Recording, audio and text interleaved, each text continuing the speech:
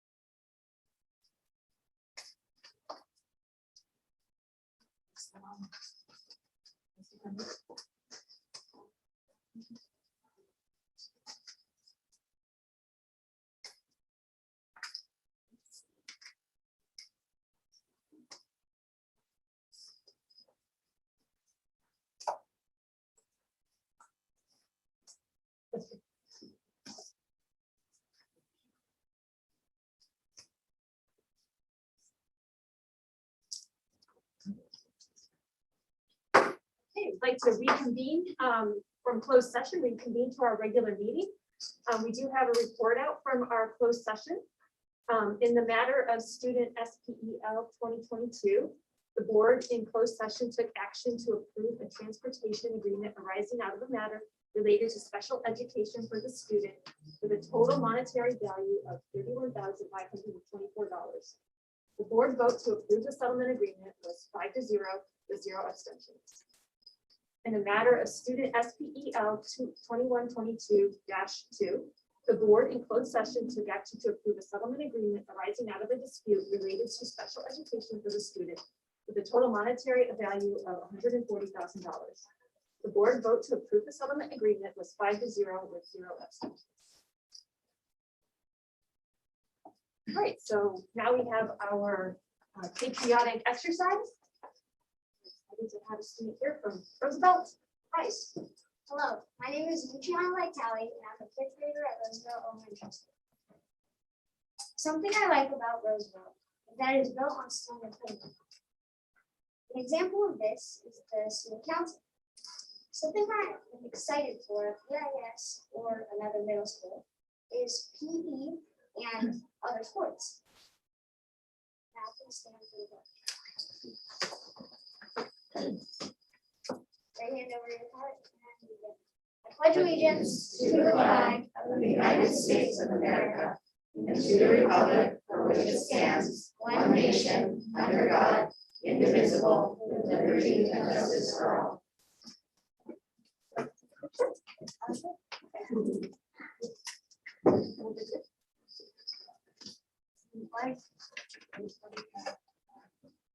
One, two, three. We'll take one more. 1, 2, 3. Perfect.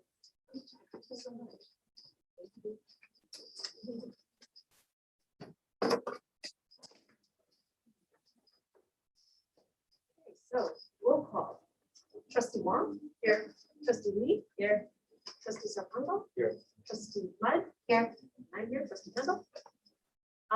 Approval of the agenda. Would anyone like to make a motion to approve the agenda for tonight? I'll make a motion to approve the agenda. Need a second? Second. All in favor? Aye. Okay, good. The minutes from the October 12th, 2021 meeting. Do we have a motion to approve the minutes, or would someone like to make a change? Make a motion to approve the minute. Great, do you have a second? I'll second. All right, all in favor? Aye. Aye. Awesome. Right, so next is the public statements related to agenda items, and I'd like to read our, how we handle this part of the meeting. So public statements. At the discretion of the Board of Trustees, the public may address the board on non-agenda topics and or agenda items. If you choose to make a public statement, must be present at the meeting and complete the blue request form to address the Board of Trustees form, and that's over back there. Please note that comments are limited to 3 minutes. The board president may increase or decrease the time allowed for public presentation, depending upon the topic and the number of people who wish to be heard. If your comment is on an item that is not on the agenda, then you'll be asked to speak during the public statements related to non-agenda topics at the end of the meeting. If your comment's on an item that is on the agenda, then you will be called on to speak at that time in the agenda item. So as we go through, you'll be asked to speak. Right. Now we have a union statement from the Burlingame Education Association. Is someone here to speak? Oh, hi. For what? The EA statement. Oh, okay.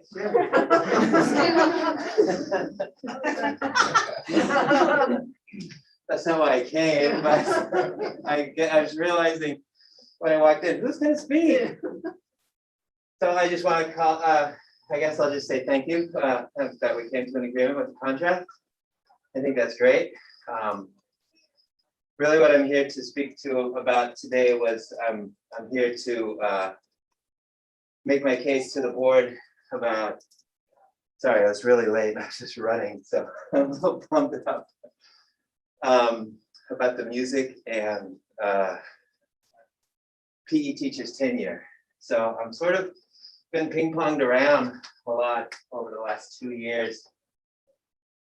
I speak with Greg Danis thinking it's a negotiable item that all teachers, music and PE, regardless of where they're paid from, should earn tenure after 2 years of service. And so I've been talking with Greg Danis for 2 years about that. He tells me it's your decision, that the board needs to make this decision to move it on. So I asked the superintendent at a meeting we had, and he explained to me that he doesn't agree that these teachers should be relegated to only having temporary status forever, because their funding comes from the BCE, that he believes that they should be funded out of the general fund. Well, not necessarily funded out of the general fund, but that they shouldn't be stuck on temporary status. And he told me that he would support you. Took that back to Craig again, ping pong back and forth again. So I'm coming to you just to plead to please consider offering all PE and music teachers at the district hires. I know those programs aren't going anywhere. And if you say that it's a categorically funded issue with you've recently put away the $2.5 million of BCE funding in the reserve. So their funding should be supported for a long time. And I know the community values the PE and music for the children. So I would encourage you to please consider changing this district tradition of keeping only the music and the PE teachers as temporary employees and tenuring them so that they have job security, because it's really stressful for a lot of them every year to not know if they're going to be welcome back. Thank you.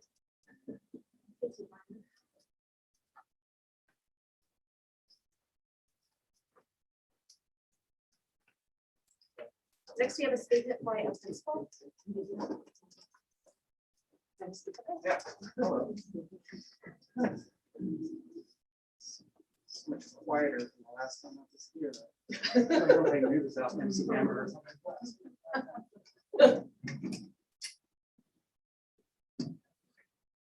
I don't know if you need this on the mic or not.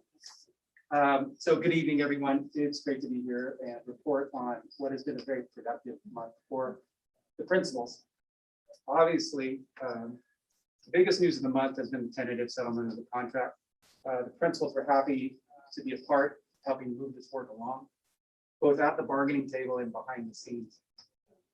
As the person who was in the room during negotiations, it was wonderful to see how dedicated both sides were to problem solving and creative thinking to get to an agreement. I can't tell you how pleased I was to see the negotiation process in the final days was cordial and collaborative. The work from the negotiations not only gave me great hope, but it also served as a reminder that when our district comes together and toward a common goal, special in what the Burlingame School District has always been about. I want to take the opportunity to acknowledge Marla and Amanda and the teacher negotiation team for engaging in a positive and productive process within the room that helped lead us to a successful tentative agreement. So the middle of November also brings us to the end of the first trimester. It was a trimester that saw the principal step up in ways that showed not only our dedication to the students, but also to the community at large.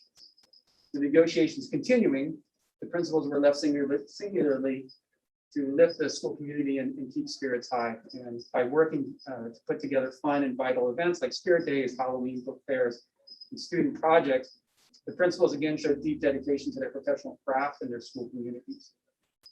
Couple all of this with the principal's continued work to maintain safe environments through the pandemic, our work through staffing shortages and the normal requirements of the job in the first trimester. Trimester was a hectic one, where principals were asked and did succeed in going far and beyond for the good of the students in the community and the schools.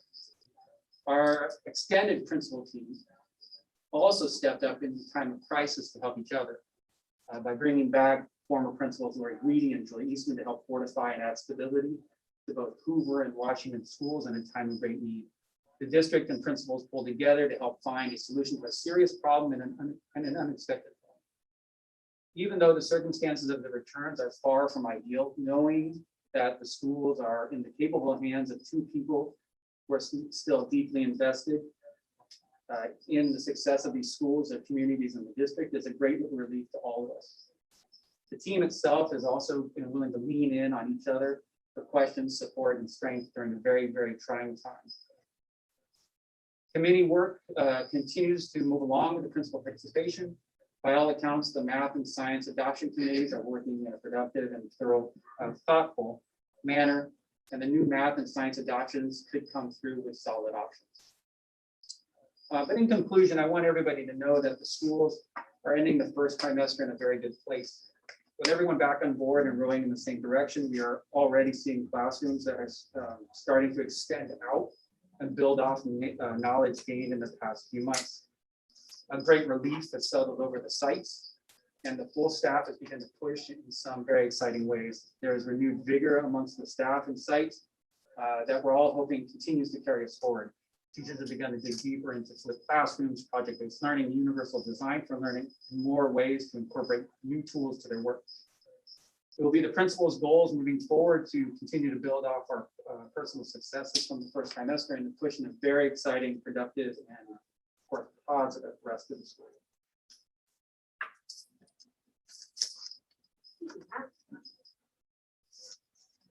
And now, Chris, our superintendent,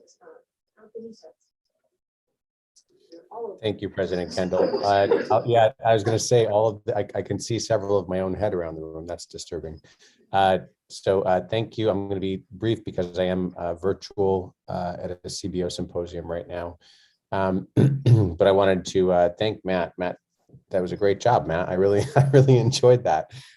Good job, and principals and teachers doing a great job. And I want to just highlight a couple things from the community. I want to really thank the Burlingame Library Foundation for all the new books that were donated. I mean, literally just boxes and boxes being brought in the front door and then distributed out to school sites. It was great to see. And I also want to highlight, we just vaccinated over 900 plus of our children 5 to 11 this past weekend, and their second vaccine clinic is in December. And we were also able to open that up to our neighbors in Millbrae and Hillsborough, that they were able to join us as well. And that was a fantastic volunteer effort led by PTA, Chandra and Shreya. being able to get the vaccines and to be able to get enough volunteers together to put together a vaccine clinic very quickly on the fly and to really respond to the demand in the community. And it was just great that they were able to do that. And we're already getting a whole lot of questions out there as far as when are we going to change our health and safety standards, because now everybody's vaccinated. So I would ask everybody to slow down a little bit. Everybody will not have the opportunity to be fully vaccinated until sometime at the end of January if the current level starts up. And then in February, we will be opening up our portal and asking folks to voluntarily submit their vaccination status, because of course we can't require it until next year for 7th and 8th and the rest of them in January. But we're going to ask so that we can get an idea of the percentage of our student population that's vaccinated, to couple that with the revisions probably coming from the county in January or February to see whether we revisit everything or anything at that point. But let's not be too quick to change our standards that have kept us safe and most importantly open for this year. And that's actually what I'm thinking about going into the holidays, is that it's almost been a half year of staying open with full instruction, something we haven't been able to say for 2 years in any part of California. So that's really exciting. And with that, I will end, and I will be here, but listening in. Thank you, Chris. All right, so next up, we have statements by the board members. What would you like to? Sure. So I participated in a science curriculum adoption committee all-day meeting, and it is very overwhelming. We have one tomorrow, and then Kate's going to take over after that. So good luck with that. It's very over. I don't actually feel all that useful in there because it's not like I'm a science teacher, but it's so fascinating to see all the different aspects you have to look at for every grade, and make sure we all cover certain crucial things based on the standards, science standards. So it's a long process. I think they're going to be reviewing like 3 different programs. Very complicated and comprehensive. At least the one I've seen so far is very impressive. I'm just amazed that these companies can, move on from sort of how I remember science, a textbook on paper, that kind of thing, to, they can have textbooks and workbooks, or it could be digital, or it could be hybrid. All these options now, which is just great. And probably got a boost from the pandemic happening, pushing them forward with the digital part of it. But that's actually that's now an option. Went to an owners meeting with Visa, and that's always interesting. Kind of like this shopping list in a way. You see all these things like we'd love to have, and then how that's all working out with different needs of each side, and how much money is actually available, and the supply chain, and the supply chain, right? And I'm since our last board meeting, with the vaccinations for the young kids, so it's such a big relief, and I'm so glad that PSC helping families, have that vaccine option, or like they can access it more easily and in a more familiar environment as well. For sure. So happy about that. Thank you. Okay. Everybody. So just a couple of quick updates. PTA council meeting today. I know we talked about the vaccine clinic. It was so well received. We administered almost 1,000 doses of the vaccine, and they're already getting calls and questions about possibly setting up a second one. So they were going to look into seeing if that's a possibility. But the one thing that they wanted to make sure everybody remembered was that on December 6th, that one's actually only the second dose clinic for the people that got first, because they were getting some walk-ups at the end of the day and had to turn people away. So they just wanted to get that message out.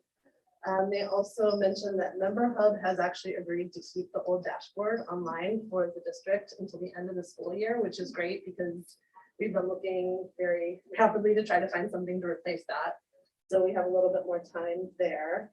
And then one other thing that came up at the meeting was everyone is painfully aware of the excess food that we're seeing at the schools. It's great that that we're providing free lunches, but it's creating extra food. So PTA, Chartwell, and the district are working on just some different opportunities and options to try to alleviate some of the waste that's coming out of that. So more to come on that, but that was a good conversation that started today.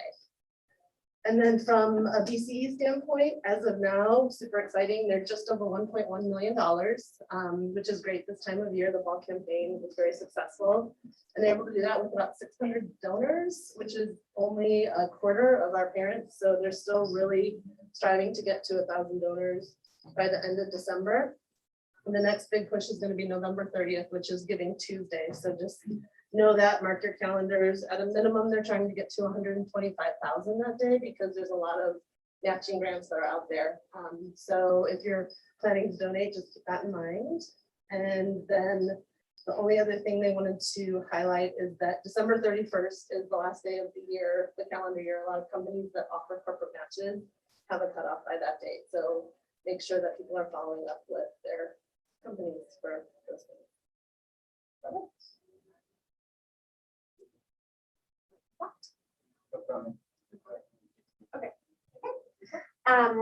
Hi, and familiar faces out there, including babysitters and soccer coaches, and very fun. President, everybody. So I, along with Florence, was at the owners meeting. Won't speak for that, but I was also at the math adoption, which was again an all day day at County Education, and we had a chance to sit down with all of the curriculum that the teachers are looking at, and they just got into their different grade level groups, cross grade level groups, and they were looking at standards. They were looking at different manipulatives that came with each program, and they were really focused on problems that they saw with one and things that they wanted to alleviate with the change. It was just such a thoughtful conversation, and it's so fun for me personally as a former teacher to sit back in that seat for a little bit and get to watch all of the magic that they do and all of the amazing collaborations. So I think they are narrowing in on two. I believe there will be 2 for pilot. Yeah, and both of them seem really exciting. And the teachers were very excited to start this first one. Just want to thank the PTA and Treya as well for the vaccines. I was getting text messages with kids and donuts and shots and band-aids all day. And then also just echo the that it's really exciting that we've come to strong teacher agreement, and I'm proud of the collaboration that happened. Great, thank you. I don't have much to add. I went to the Academy PTA meeting virtually, and that was great to join them. It was interesting. You know, it would be really nice to be in person with the whole group, but then apparently that's how so many more people are able to access it through Zoom. So there is that balance that I think we're going to strike as we move forward. So it was a really interesting perspective. It was great to be with them. They asked some excellent questions about the board and what we do. And then I also attended the JEDI meeting with Assistant Superintendent. And that's the meeting that we're all rotating through over the course of the year. Justice, Equity, Diversity, Inclusion Committee, and this book here is what they have been given by the committee as part of the book one. And there was a really great discussion there from different perspectives, what it means to look at our district from all those multiple perspectives, and we're just tapping one at the same time. So I'm really excited about this committee and seeing where it moves forward. So that's what I have to report out. Okay, so let's move on to item 15, which is board communications. Does anyone have any comments to make? This is a letter from the San Mateo County Office of Art. Comments or questions? No? Okay, moving on. to item 16, which is the consent agenda. Would someone like to make a motion to approve the consent agenda? I'll make a motion to approve the consent agenda. Do we have a second? One second. All in favor? Aye. Great. Okay, item number 17. This is a presentation from the Peninsula Healthcare District on mental health and their partnership with Solace. We have two speakers, Doris and Emily.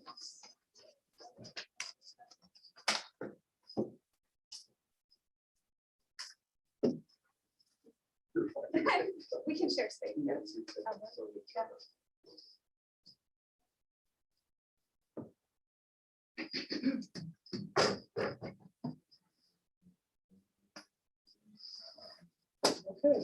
Good evening, President Kendall, Vice President Fong, Board of Trustees, Superintendent, and staff. My name is Eddie Flores. Thank you. And I am the Director of Youth Behavioral Health Programs with the Peninsula Healthcare District, right next door, your friendly neighbors next door. I forgot to bring an apple pie, so sorry. Forgive me for that. This evening, I am joined by my co-presenter, Miriam Stevenson with Solace, and we are very excited to be able to share with you the partnership that it does exist now and has existed as a result of a pilot program put on by the San Mateo County Office of Education in collaboration with Sequoia Healthcare District, as well as with Peninsula, and of course with Solace, to be able to deliver this, what we really are calling a portfolio of youth-focused and student-focused mental health initiatives. This is one of several that the Board of Directors, as you know, a publicly elected body, has really put their vision and mission behind. And we are so thrilled to be able to include and be able to provide these efforts and resources to the learning community here at BSD.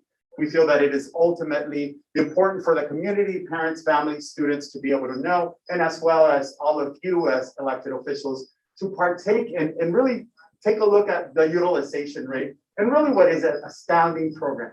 The reason why we believe in it from Peninsula and so many multiple agencies here in San Mateo County, because we know the times our students are facing.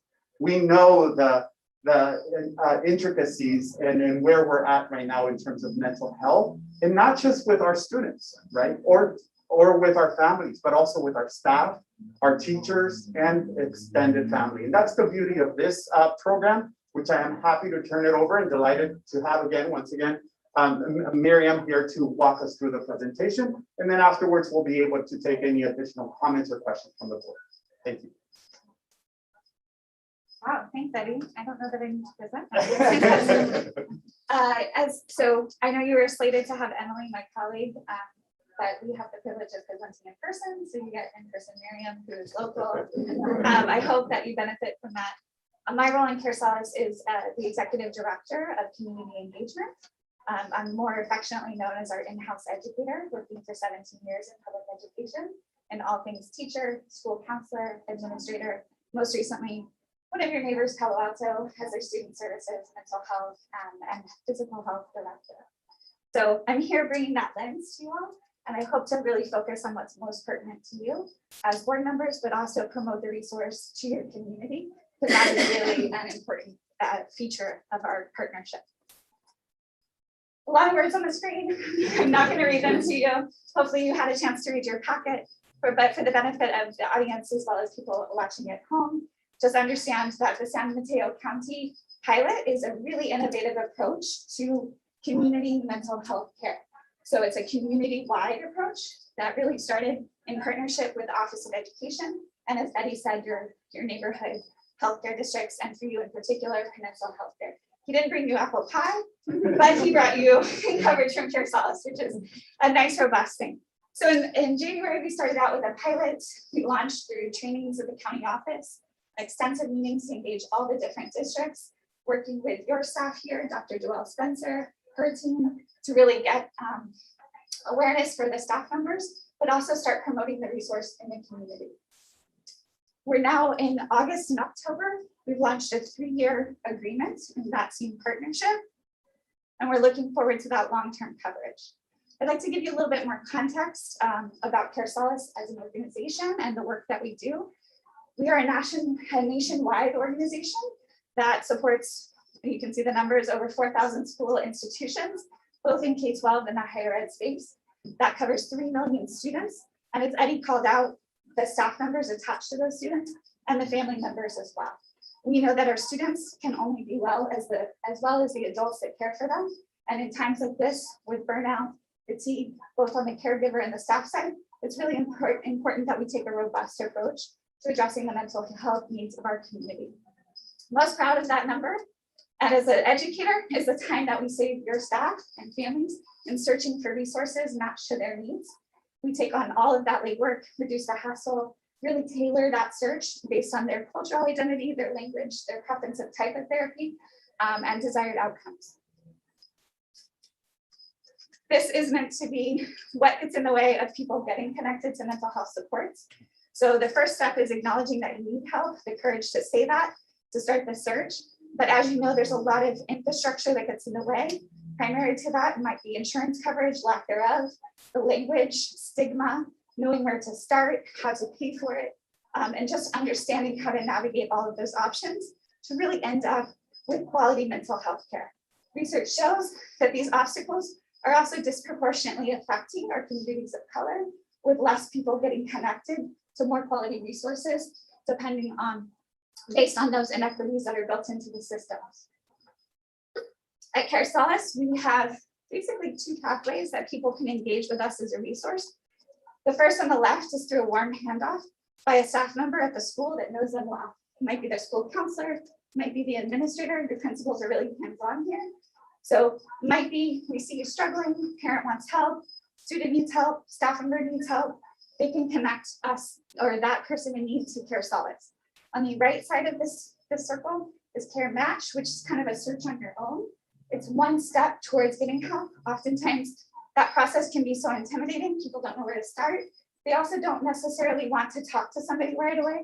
They might want to just put their toe in the water, see what's there, and investigate their options. At the heart of these 2 solutions, and the one I want to emphasize to your community, is our care companion team. They make this whole thing work. They're the humans that are available 24/7 in any language, and they're really what they're titled, a companion. They're an advocate, a handholder, a family that calls for help. Will work with one individual from our organization that will really get to understand their needs, find their best options, do all that research, stay on hold, make calls, look for availability so that they can get the quickest connection to the quality help matched to their needs. This is that human component that we all need, because it's a full-time job. I don't know if you've ever had to search for help, but it really is a full-time process. And if you can just focus on caring for your loved one while someone else is doing that, it's such a relief and quite frankly, a godsend for many folks. This is just the process. So we not only do all that research, once we connect someone and they have an appointment, we'll follow up with them. We'll make sure that they're satisfied with that care, with that match. As you know, it might take 1 to 2 times with a therapist or 3 times before you really get a sense of whether that relationship is going to help you meet your outcomes. And we will be checking in with the people we connect to make sure they're satisfied or start that research for them again. So onto the main part of our apple pie, I guess, is the utilization. I did some research on the size of your district compared to some of your neighbors who are also using the resource.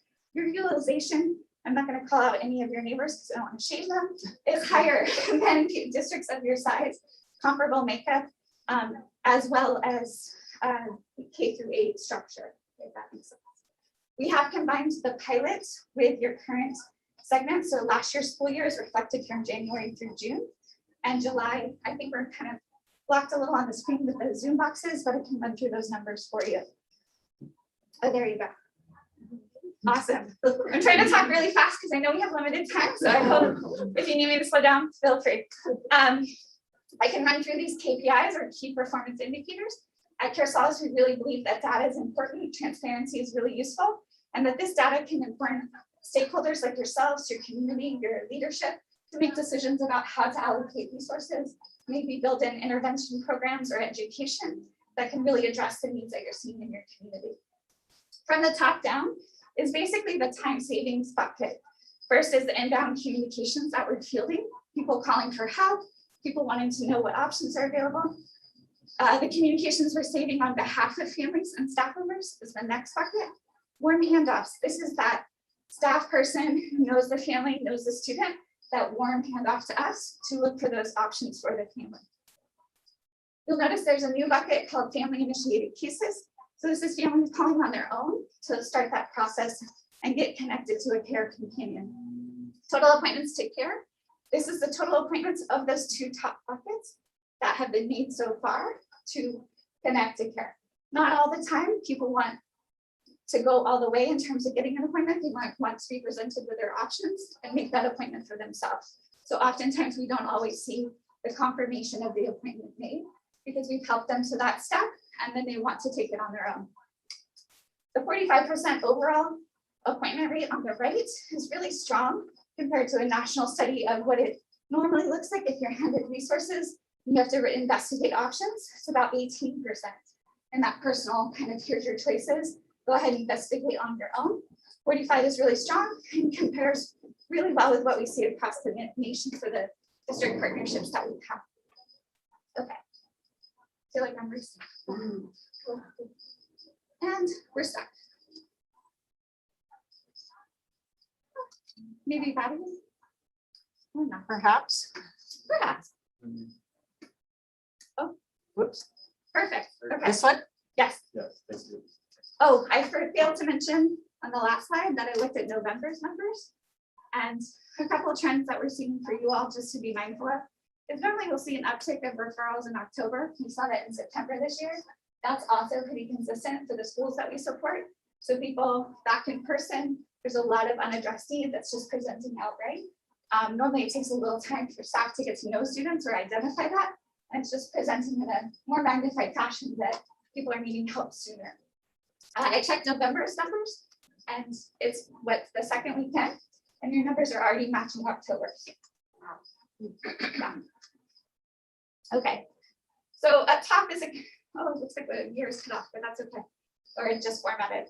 Up top is last school year for that 6-month pilot. And then down below is what we're seeing for the 4.5-ish months that we've had so far this school year. I want to highlight that there's some trends that are presenting. We have some folks who are identifying as non-binary, which is super important group to support given their vulnerable status, and great that they're identifying and seeking help. For age groups, there's a couple of things that pop out this year. Adults are seeking help more so for themselves. So that's a strong improvement, or to address the need that we know is there. There's also a trend that we're seeing for help for younger students, probably because of the disruption to their school process, the lack of socialization. Students are seeking help younger in that smaller age group rather than adolescents. For ethnicities, I checked your numbers last year and this year to your demographics for your school. And we have seen an uptick this year in use by white or Caucasian community members. Your Asian buckets, I believe, track pretty closely. There is one difference though. We don't break out Filipino and Hawaiian nationals. It's all kind of grouped together. So they might be underrepresented according to your numbers, which I think are closer to 29%. This information is super helpful for you as board members, because one of the things we'll talk about is how to leverage your platform, your ability to promote your relationships, especially with parent organizations, to promote the resource, keep it fresh in mind so people know about us before they need us. Let's see. Next slide. Yeah. And I hope I'm still on Did it time. change? Try to be mindful. Oh, perfect. These are the top presenting needs so far. And as of this morning, marital help or help with relationships, marital status, overtook depression. These aren't individually exclusive. So if somebody's looking for help, they could possibly be looking for help with anxiety, depression, and their marriage. Just something to keep in mind. These do mirror what we're seeing nationally. And I think pretty reflective to what we saw last year as well. All right, I think we're close. So this is this year's top insurances and community providers. This helps inform your staff as well as your community about relationships to form, partnerships. Currently, I checked from last year and there was a more expansive list, including Mills, LifeStance, San Mateo Clinic, Kaiser. Important for you to know that we are provider agnostic, meaning we do not promote or have financial relationships with the providers in our database. We really offer that. We have a robust set of resources. for any insurance or lack of insurance, and any type of identity or type of therapy or scope of treatment, including post-hospitalization.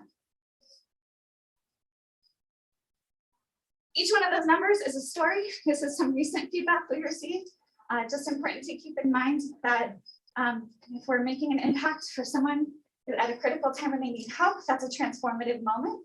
And your staff's participation to help identify those folks is super crucial. So recommendations for continued success. We find that keeping the resource fresh and at the front of websites, any kind of common newsletters, communications you might send out, helps people remind of what it can be. Solace provides all kinds of support with marketing, materials, translation. So there shouldn't be any audience that we should not be able to help you reach, if that makes sense. Also important to promote the resource to your staff members because they are covered and they receive that help for themselves or their families.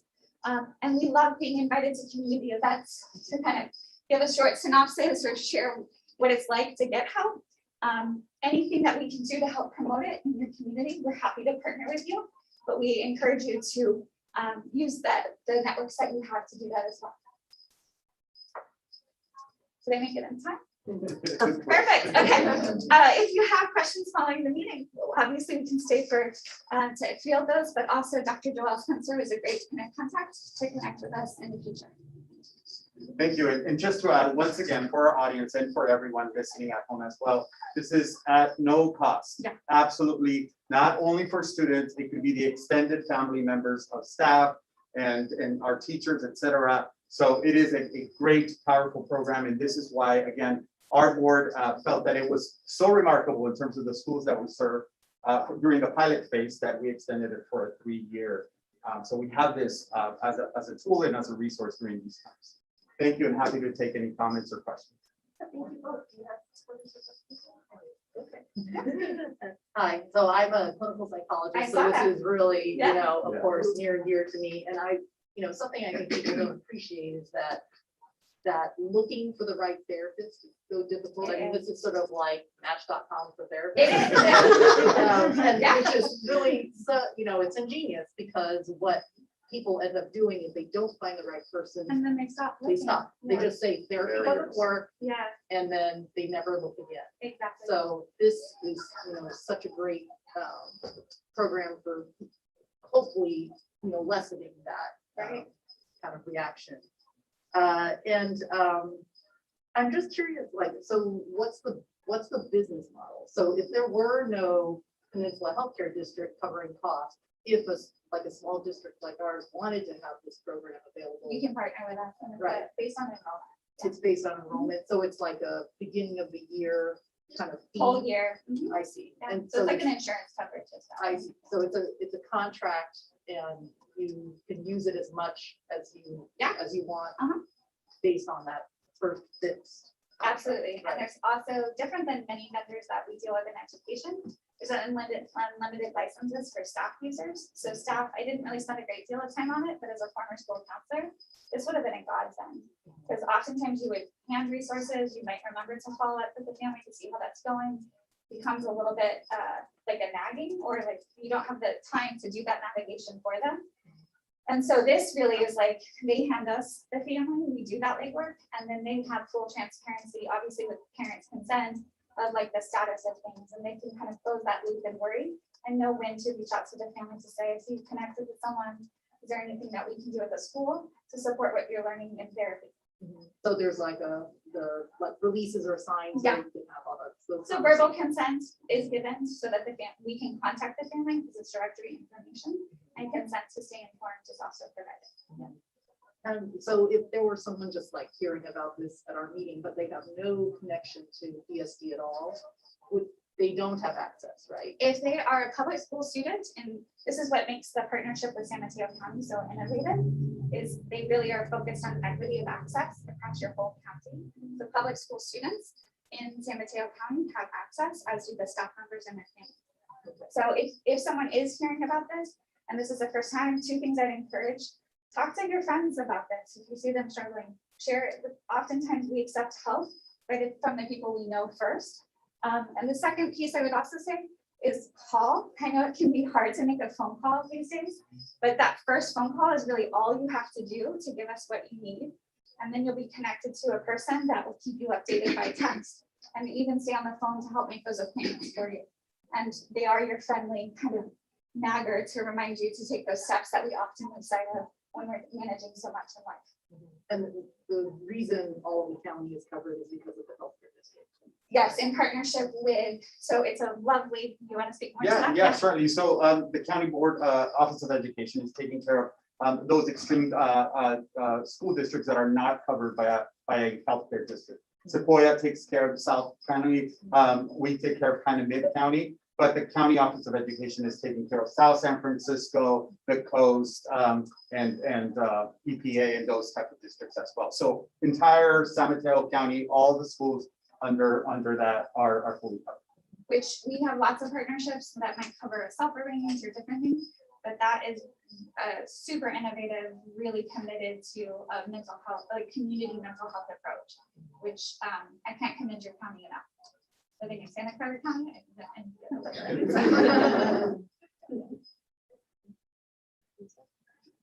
That was a great presentation. I can actually like feel your passion. Yeah. I was curious, how did you, when you began the pilot, how were you getting information out to our school district and how were you Great connecting with question. those kids? So the first way was really through the County Office of Education. Molly Hendricks has a bunch of different groups that she runs for administrators, trainings, required things for the counselors, for the school-based mental health therapists. So we joined those groups. That timeline slide will kind of lay out that kind of implementation plan. There was also communication sent to superintendents, so leadership at that level. We engage with each district individually as well, because each district has unique needs. So we try to engage with their HR department. County Office of Ed helped us arrange that as a group. For those that didn't attend, we offered to meet with them separately so that they could learn about the resource, know how to promote it to staff members. And another key touch point for us is anyone responsible for communications or community events, so that they can receive the messaging that we have and include it in anything that's going out to the community. Trustee Bud, Burlingame School District is actually a part of the mental health grant through San Mateo County Office of Ed. So we work closely with Molly Hendricks, and that's where Solace was first brought to us. And I just want to say what a great partnership it is, especially the fact that any parent or anybody calling has access to somebody with their primary language. Yes. So that is such a barrier that I just really appreciate that you all have taken very seriously, and we hear it from our parents how helpful that is. Yeah, we are committed to that. I had one question. Sure. First off, I just want to commend you on what you've already achieved and what you're working to achieve in the future. It's great stuff, and those are some great conversion metrics that you're showing. I know it's tricky, but do you happen to have any way of measuring like the persistence of those people once they've taken the appointment? Oh, that's a good question. Is there a way to figure out how they're actually continuing with what they Well, need to? we are expanding. So we typically will follow up the day after the appointment to make sure they made it, and see how it went. 2 weeks into care, and now we're going a month into care. It's through a passive kind of survey tool, so that we're, or a text message to just let us know. And also give any feedback about the provider, because if they have a bad experience with a provider, we want to make note of that. So we're not, we're taking care of that in terms of matching with other folks. I'm trying to think of the data that we have access to, and I don't know about the delay time, but we are starting to measure the average time it takes. We can get people connected within days if they answer and engage. Right now, there's a high shortage of therapists, but we're able to overcome that with more robust telehealth across the nation too, if people are open to that. So that's one way. I would say that lag time is really just dependent on how responsive. And I don't have an average off the top of my head, but that's a good metrics for us to look at. And if it was, I'm not an expert on it, but in case it's worth anything, those are good conversion metrics. Trustee Wong was talking about this interesting concept of kind of like the match for therapists, and it actually does exist. But I was having actually a completely separate, unrelated note researched it from a financial perspective. The existing options are fairly underwhelming. So the data that you're showing is actually pretty impressive. But I didn't realize until I looked at the website. I've spoken with one of your board members Oh, about fantastic. the space in a separate context. Yeah. So it's a great need that you're trying to solve, and it looks like encouraging. we saw it in my own community when I used this in Palo Alto. One of the things that we often don't address as a school district is the stigma that folks face, not just culturally, not just society wise, but also school can be a stigma. There can be distrust of schools as the institution to connect to take care, or maybe the fear of not wanting to disclose something to a school employee or the school district, including status. And we become that buffer, that trusted response, so people can get connected without having to necessarily disclose to people that their children see every day that they're struggling, because that can get in the way. Yeah. I think the only other thing I'm thinking about with that comment is the longer time goes before asking for help and getting connected, that is where we see the success rate decline. So if you ask for help and you get an immediate response and you have action, if we can shorten that window, that's really what we're focused on. But the longer that window stays open, the less successful outcome. Thank you. Okay, well, thank you so much. We Thank really you. appreciate your Thank coming. you all. Thank you.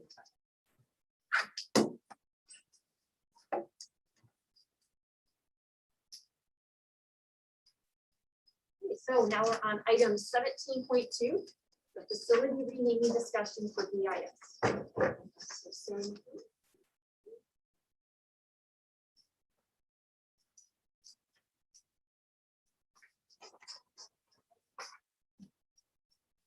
Do you want me to speak before the Bruce clerk comments, or we can I like that. I was thinking that you could speak and then we could have the clarifying questions and then the blue slips and then a discussion among the board. Is that? More size. It's gone up. I encourage the board to follow along on the presentation because there are a lot of embedded documents that have a little detailed information I'd love you to look at. And Kirsten, which button am I pressing here? The left and right goes back and forth between the slides. Thank you. One that looks like a red bomb. I don't know. That'll give you a red laser beam. Oh, gotcha. Okay, thank you. My name is Sarah McConnell, and I've been a BSD parent since 2008. I'm here tonight to talk about the Ruth Bader Ginsburg Intermediate School Initiative. You might be tempted to think BIS is fine the way it is, but my experience, we don't do fine in our school district, and that's why we've succeeded in ways that many school districts have not.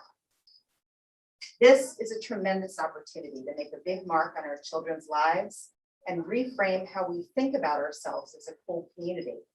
And despite everything we have collectively been through over the past 18 months, I'm not surprised that this board of trustees still has the enthusiasm for considering such an opportunity. Thank you for thinking big. Tonight, I'm going to tell you why renaming the Burlingame Intermediate School after Supreme Court Justice Ginsburg is important to our community. I'll also present an overview of our community's support for RBGIS, or Ginsburg Intermediate, as my fellow presenter and student alum Cora Haggerty prefers to call it. She's going to join me in a moment. And perhaps most importantly, Cora and I will articulate the powerful impact that renaming BIS after Justice Ginsburg would have on our students. It's difficult to encapsulate the magnitude of Ruth Bader Ginsburg's impact on our lives today in the short time we have together. I would argue that the life she lived and the pioneering work that she did to advance gender equality is legacy enough. And that is what then led to her appointment as the second Supreme Court Justice, female, who served for 27 years. No short bio exists that properly conveys the sea change that occurred in our society because of her, including the one posted on the US Supreme Court website, alongside a young reader's biography of her life, which I've embedded in the presentation for you. Ginsburg herself recalled, quote, "My mother told me two things constantly. One was to be a lady, and the other was to be independent. The study of law was unusual for women of my generation. For most girls growing up in the 40s, the most important degree was not your BA, but your MRS. 20 years later, my mother, Ellen Makovsky, graduated college in 1966 with an MRS. She could not grow up to be anything she wanted to be. and her parents certainly didn't send her to school with that message. Ginsburg herself and her 9 female classmates were famously asked by the Harvard Law School dean why they were occupying seats that would otherwise be filled by men. Ellen's past, my mother, reflected this reality. Ginsburg had not yet formed the ACLU Women's Right Project in 1972 to remove the artificial barriers in the law that prevented our society from seeing men and women as equals with equal opportunity. 10 years later, Ellen channeled her formidable ambition into attending law school when I was in 7th grade. Ambition she always had, but couldn't act upon until RBG came along. But that's not the end of her legacy, because Ellen, my mother, then taught me that I could be anything I wanted to be in life. And that in turn is what I'm teaching my child. And that's what we can reinforce to all of our children at BSD, thanks to Ruth Bader Ginsburg. It's time to put the name of a woman of great distinction in US history on our school buildings, and that woman should be Ruth Bader Ginsburg. Her legacy mirrors the core values of our public school district that has been grounded in equitable access for all our students to an excellent education. Equality is a top priority for us. We have also invested millions of bond measure dollars to transform BIS into a 21st century learning facility over the past 20 years. And renaming it Ginsburg Intermediate will honor this investment. Let's celebrate it.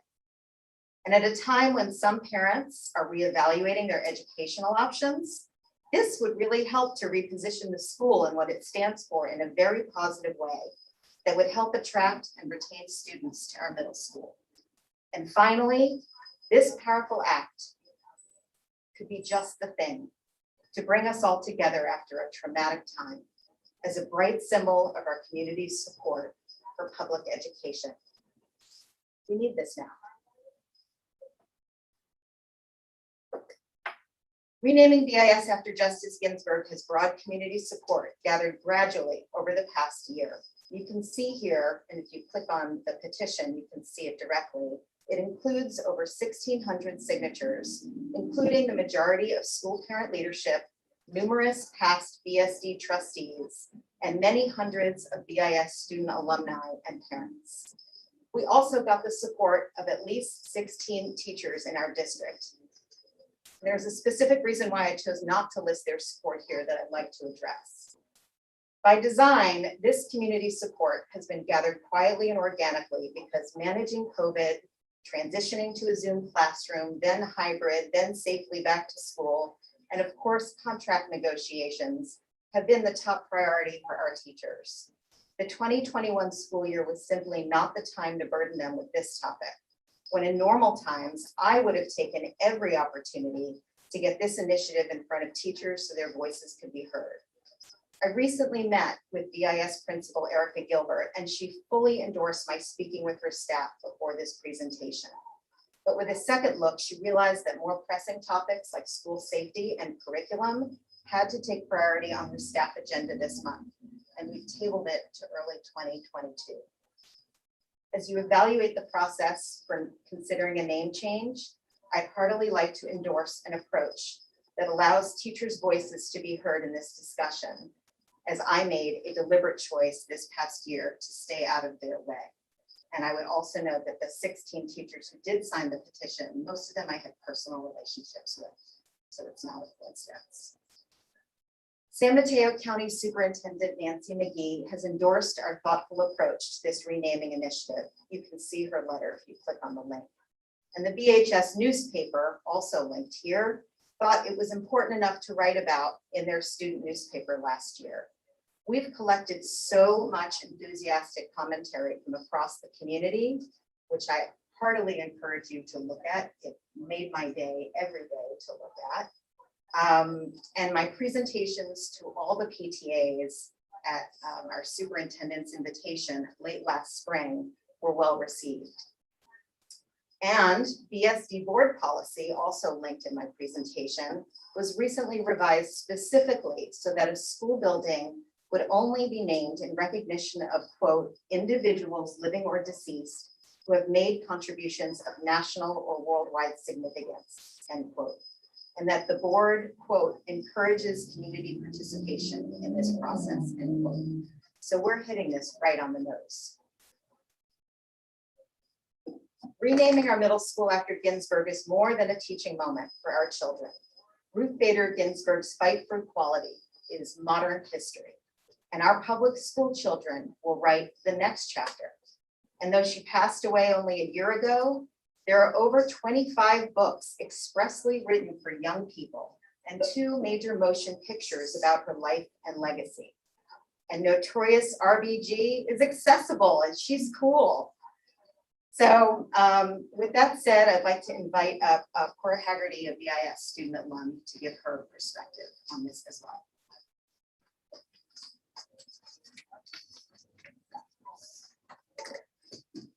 Good evening, Burlingame School District Board and community members. My name is Cora Haggerty, and I support the renaming of Burlingame Intermediate School to the Ruth Bader Ginsburg Intermediate School, or Ginsburg Intermediate. Board members, I ask that you vote in the affirmative to not only honor the groundbreaking legacy of this American hero, but to uphold your promise to equality and to inspire tomorrow's minds that representation matters, and to most importantly continue Ruth Bader Ginsburg's fight towards justice and equality for all. The Burlingame School District holds diversity, inclusion, and equity as core values among each and every school. But let's remember the names of our elementary schools: Lincoln, McKinley, Franklin, Washington, Roosevelt, and Hoover. Each and every one of these schools is named after men, white men, who each have a distinction in American history. As a Burlingame School District alumni, a Lincoln Lion, and a former student at BIS, every school chant I sung, every basketball cheer I joined, every item of school merch I wore, every time I associated myself with school, it was always in connection to these men and only to them. I grew up in a district that only hallmarked men through these names, and unfortunately, the same goes for every student today. But shouldn't the names of our schools reflect the values of our district? Shouldn't they better represent the communities they serve? As of now, these names do not. They represent only one small part of the district population, but we have the opportunity to change that today. Renaming BIS after Ruth Bader Ginsburg changes this. Representation welcomes and accepts more students in our school community, allowing them to be seen and heard on and off campus. As someone that has taken on several leadership roles during my time at BIS and at Burlingame High School, through student council and elsewhere, I have seen the many benefits representation has on the student body. It engages and empowers students on a deeper and more personal level, and most importantly, helps our district be a more inclusive place for all students. Representation matters, and it's about time we show it. Renaming BIS after Ruth Bader Ginsburg will honor and most importantly, contribute to her legacy, defined by her brilliance, her resilience, and her unwavering devotion to equality and public service. She was a tireless and resolute champion of justice. When Ginsburg entered Harvard Law School in 1956, women accounted for less than 3% of the legal profession in the United States. In fact, she was one of 9 women in her law school class out of 552 students. Despite having a child at home, despite her husband being diagnosed with cancer during her first year of law school, despite the highest authorities asking her why she was occupying a seat that could have been held by a man, she graduated at the top of her class, never deterred in any way from achieving her academic goals. And during her career in a male-dominated profession, case by case, she chipped away at laws that enforce gender stereotypes and gender-based discrimination, tirelessly fighting to dismantle discrimination and to open opportunities for more people. And as a federal judge for 40 years, 27 of them on the Supreme Court as the second female justice, she expanded on this work. Ruth Bader Ginsburg was a trailblazer, and our district should celebrate her life and should celebrate the magnitude of what she accomplished. She overcame so much adversity for us, shattering glass ceilings, breaking down doors in her own careers, and then holding them open for the rest of us. Through her legacy, she taught us to step out of our comfort zones and into rooms where we may not be welcome, to fight for what we believe in and for what is right, to see individuals for more than their political beliefs, to dissent even when we are alone, to lead with love and to lead with patience, to find balance in chaos, and to be the change we seek in the world. Students, especially in the Burlingame School District, should be made aware of Ruth Bader Ginsburg's legacy. It will inspire them today and for generations to come to celebrate her life, to be active students of her work, and to fight for the change we all truly believe in. It's about time our schools represent the communities they serve, and it's about time we follow in her footsteps. Board members, please vote to rename BIS after Ruth Bader Ginsburg. Real change, enduring change, happens one step at a time. Let's make her our institution and legacy. Thank you.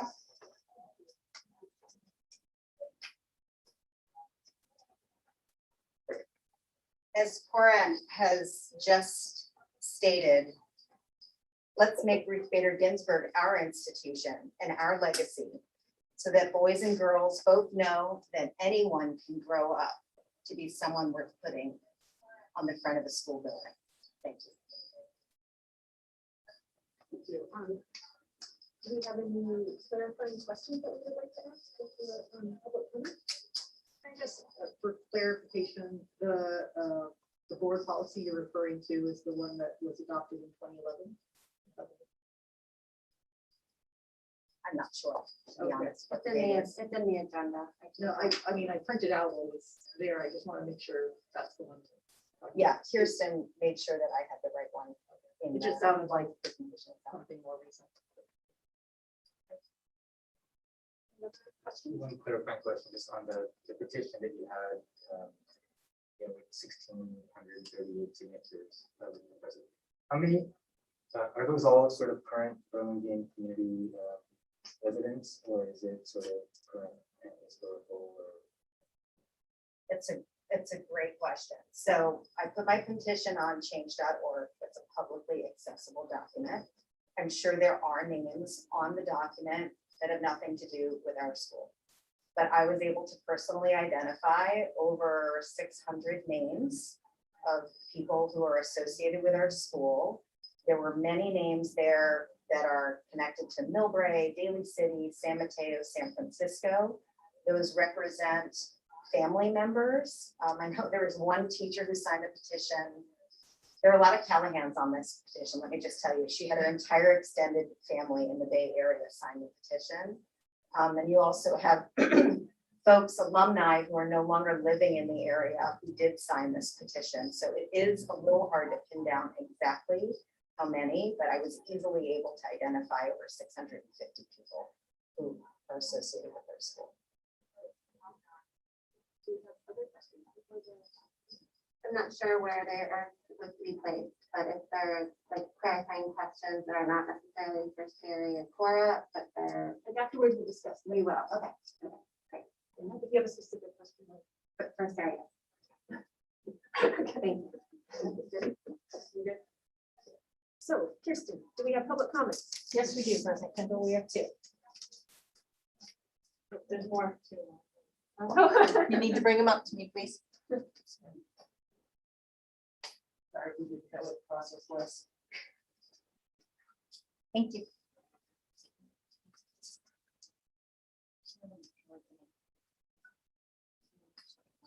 Yes, that's perfect. Thank you. Okay. So we'll have four. I'm going to start with the first one here on the list. Dean O'Connor. What's the matter?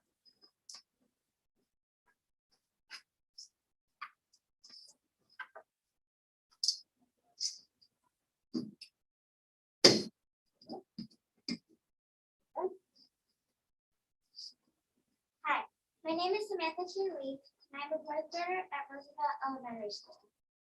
And I'm Dean McConnell, and I'm also a fourth grader at Roosevelt. The reason we are here is because Ruth Bader Ginsburg was an excellent person to rename BIS. Ruth has changed America in and out of court to get gender equality rights for everyone, which has helped many people, especially women. I learned this from my mom and dad after Bader Ginsburg. Dad left her, and there were a lot of stories about how much she impacted our country. No other school has been named after a woman, and since 50% of the students are female, at least one of our schools should be named after a woman. It makes sense to pick a woman who focused on equality for her whole life. Today, boys and girls may not think much about equality because we are equal today, but it hasn't always been like that. RBG fought for gender equality and won, and we can learn a lot from her story. I would be proud if our future school was named after me. Thank you for listening to our opinion on why we think you should name BIS RBGIS. Thank you, Dean. Thank you. All right, next we have Raven. Raven Sarno.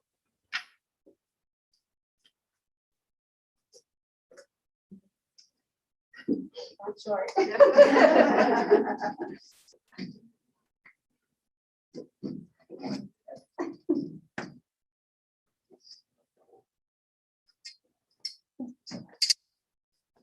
Evening. I'll keep my comments brief, as so many wonderful things have already been said. My name is Raven Sarnoff. I live here in Burlingame. I'm the mother of 2 girls, ages 6 and 9, who attend McKinley Elementary School. I'm here today to ask our school board to support renaming BIS to Ruth Bader Ginsburg Intermediate School. I strongly support this proposal for several reasons. First and foremost, as the mother of 2 girls, it is disheartening to see so few public places, especially schools named after women. Here in Burlingame, every single one of Burlingame School District schools is named after a man. Naming BIS after Ruth Bader Ginsburg would send a strong message to our young people that women have value, are accomplished, are intelligent, and have made important contributions to our country and to our history. It is not only crucial that our young women receive this message, but also our young men, as well as our entire community. But we should not name our middle school after Justice Ginsburg merely because she is a woman, but because she played a pivotal role in our nation's history as a pioneer for gender equality. Her contributions to advancing women's rights in education, employment, financial independence, and equal pay will undoubtedly directly and positively affect each and every young woman who attends BIS as they pursue their own careers and make their own contributions to our society. There is no better role model for our students than Ruth Bader Ginsburg. She serves as an inspiration in her roles as a mother, a lawyer, and ultimately a United States Supreme Court justice. I hope our school board and our community will give our students the gift of being inspired by this incredible woman by naming our middle school in her honor. Thank you. Thank you. And we have next we have Jill Soley, next speaker.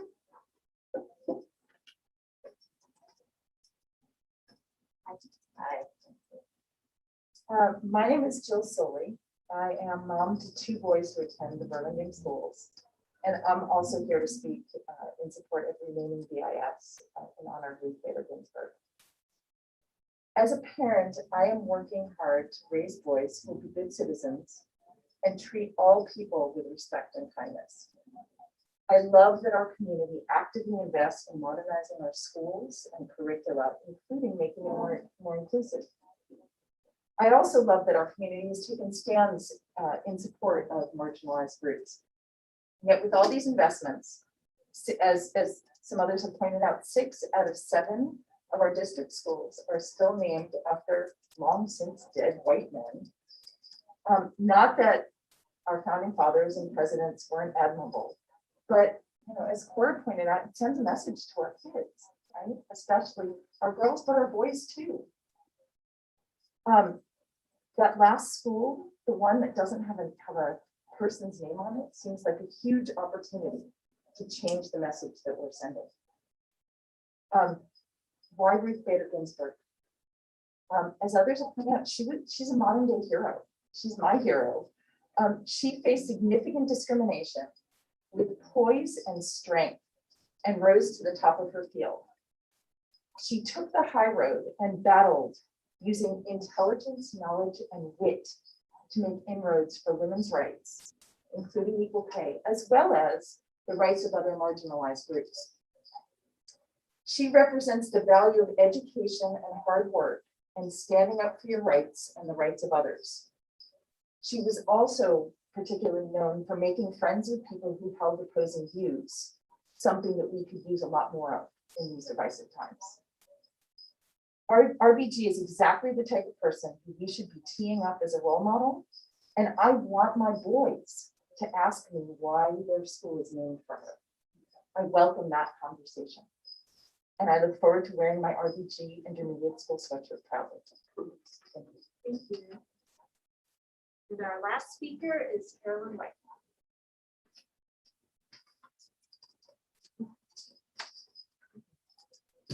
Hi, thank you. I'm Carolyn Way. I have 3 children. I've been in the district since 2008. And I'm here to communicate that I'm in full support of naming BIS after the modern day hero, Ruth Bader Ginsburg. I want my son, a soon-to-be rising 6th grader, to internalize the legacy of RBG. It will be great for all of our children, especially our middle school girls, to have a school named after a contemporary hero, a woman that did so much for gender equality and civil rights. The timing seems right to do this now as our community. BSD has moved through so many times, challenging times, very successfully. And I can see among the community, around people I know, there is so much enthusiasm and support to honor the legacy of RBG and renaming BIS. Thank you so much.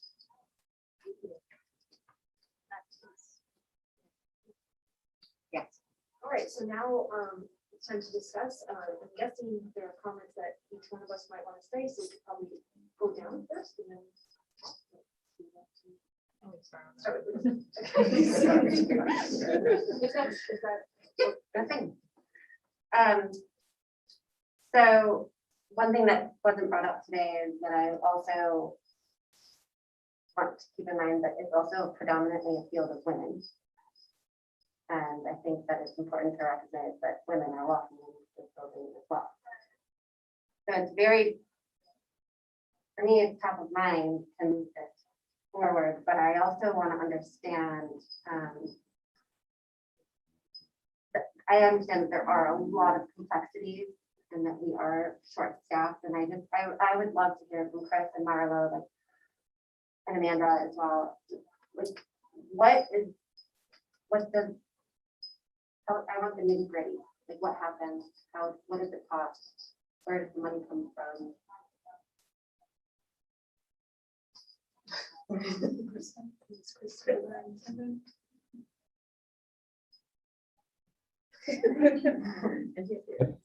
I'm here, but Trustee Mudd, I can hear the folks that are presenting. I can't hear you when you're saying. I just heard my name, but that's about it. This is the feedback I got last board meeting as well.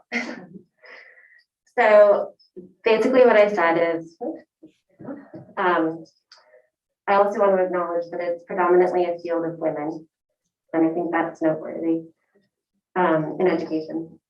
And I also want to acknowledge that I understand that this puts a lot of work on the district when you are already short of resources. So I'm trying to understand how to balance my heart with finances and our obligation as a district.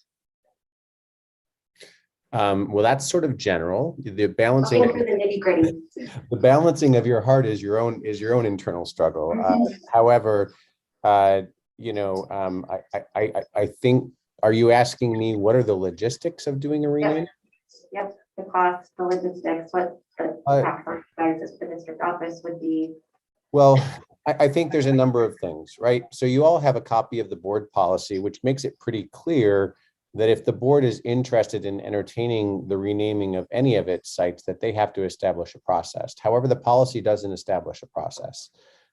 So you've been presented with some general information tonight that Sari led up in the community, her petition, as well as the folks that spoke to some of the things that were moving them and that they felt were in advocating for the renaming of the school to RBG. The most salient of which, in my mind, is having a facility named after a woman. But all of that is really for the board to consider. That's your job and your role. What is it going to cost the district? It's going to cost all the time and effort and energy to change out signs and do all of that. What I'm not able to do is it really depends upon the process that you identify if you want to move ahead. And I would actually suggest and propose to you that that is not a process that should be carried by staff. If the community and the board really want to demonstrate commitment to changing the name, then that is a process that the board and the community should carry, because you're right, we are short-staffed. I have 12 certificated administrators in the entire district, and 9 of them work at school sites this year. So if the board and the community want to develop a process, some things that I'm seeing that need further clarification is the policy tends to speak towards sort of an overwhelming need to change a school, and the board has to determine, so is 1,600 signatures on a petition and 600 that Sari is willing to say are from the community, is that enough of our 30,000 residents? Is that enough of our 1,200 students at BIS? Is that enough of our 400 employees to be considered significant enough to make a change? That's the process that you have to engage in discussing amongst yourselves. Once the decision is made, then it becomes an issue more of sort of the functionary type of things, like the changing of signs. We even played with the idea last year of a new mascot. We came up with a really interesting bear with a lace collar carrying a gavel when we were first chatting about it and sort of being creative. But it really is going to depend on the process and what is then asked of staff to do. Without further definition, I can't tell you what it's going to cost. The thing that we don't have extra to give to another special project right now is staff time. So that's why I'm saying if there's to be a process, then it really needs to be a process of, by, and for the community, and of the board if they're that strongly interested. There are going to be inherent issues that I'm leery of and wary of in a process, specifically because over the past year and a half, I think being a San Franciscan myself and watching the process that their school board went through in the renaming of school sites, what it eventually proved to be is such a great distraction that it disrupted the school district to such a great degree that they actually stopped focusing on education for 2 years. That is not something I'm willing to engage in. I'm not willing to engage in another distraction after 2 years of a pandemic that is going to further distract us when we're already juggling enough balls and still trying to get the education move forward. It's taken us 15 years to adopt new curriculum, for God's sakes, and I don't want a distraction that's going to take away from the basics. And basically, we're staffed just to take care of the basics. I would think that Ms. Silversmith and myself would tell you we're having a hard time even getting out of our offices, getting our day-to-day work done right now. So if there's going to be a special initiative, it is going to be the boards to carry unless they would like to identify the basic work that we aren't going to continue doing. So that's the straightforward answer. And then you've got to figure out what the process is to determine what that lift is, because the policy is relatively vague. I also think that you're going to then have to engage in, if we are engaging in that process for one school, when people call out the question or ask the question of the other schools, what's the response? Because that's what created the conflict and the distraction that we saw tear San Francisco apart. And I don't think that it's the right or planful thing to do to say, well, that just won't happen to us, because they said the same thing when they started. So those are the cautions I would put in there. The practical application in changing CDS codes, and what does that mean? So every school has an identification, which is called their CDS code. It links all of their data and material in the eyes of the state.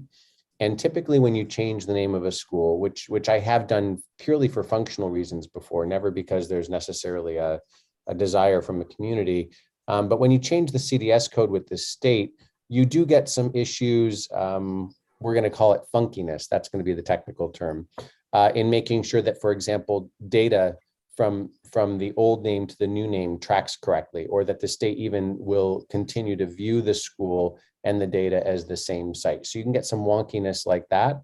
But then in the new tech era, there's also going to be a lot of work around. So for example, everything from geo mapping to internet mapping to make sure that the name change actually takes, so that it can be searched and found by the community, employees, et cetera.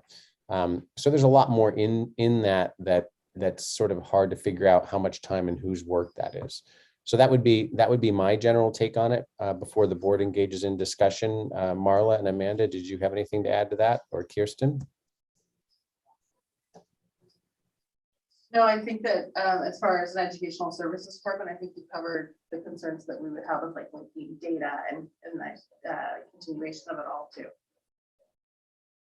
I don't have anything other to add. Then I have also changed the school district name, and what Benita was talking about with the CDS code and stuff. It does get it a little cumbersome when you're trying to read cold data and know that it's not anything that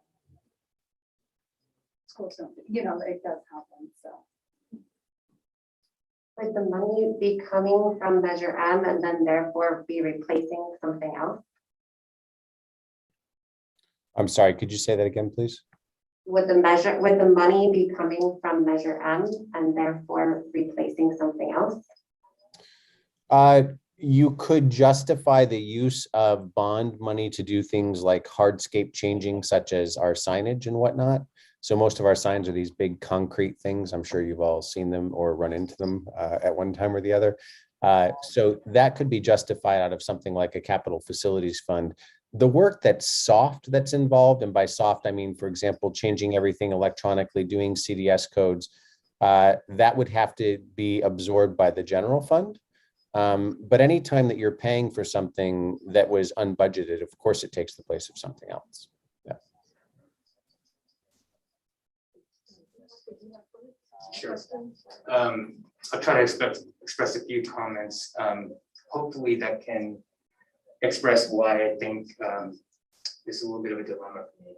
So one, just like the general framework by which I try to make decisions, and then specifically the framework for making decisions as a board member for Burlingame.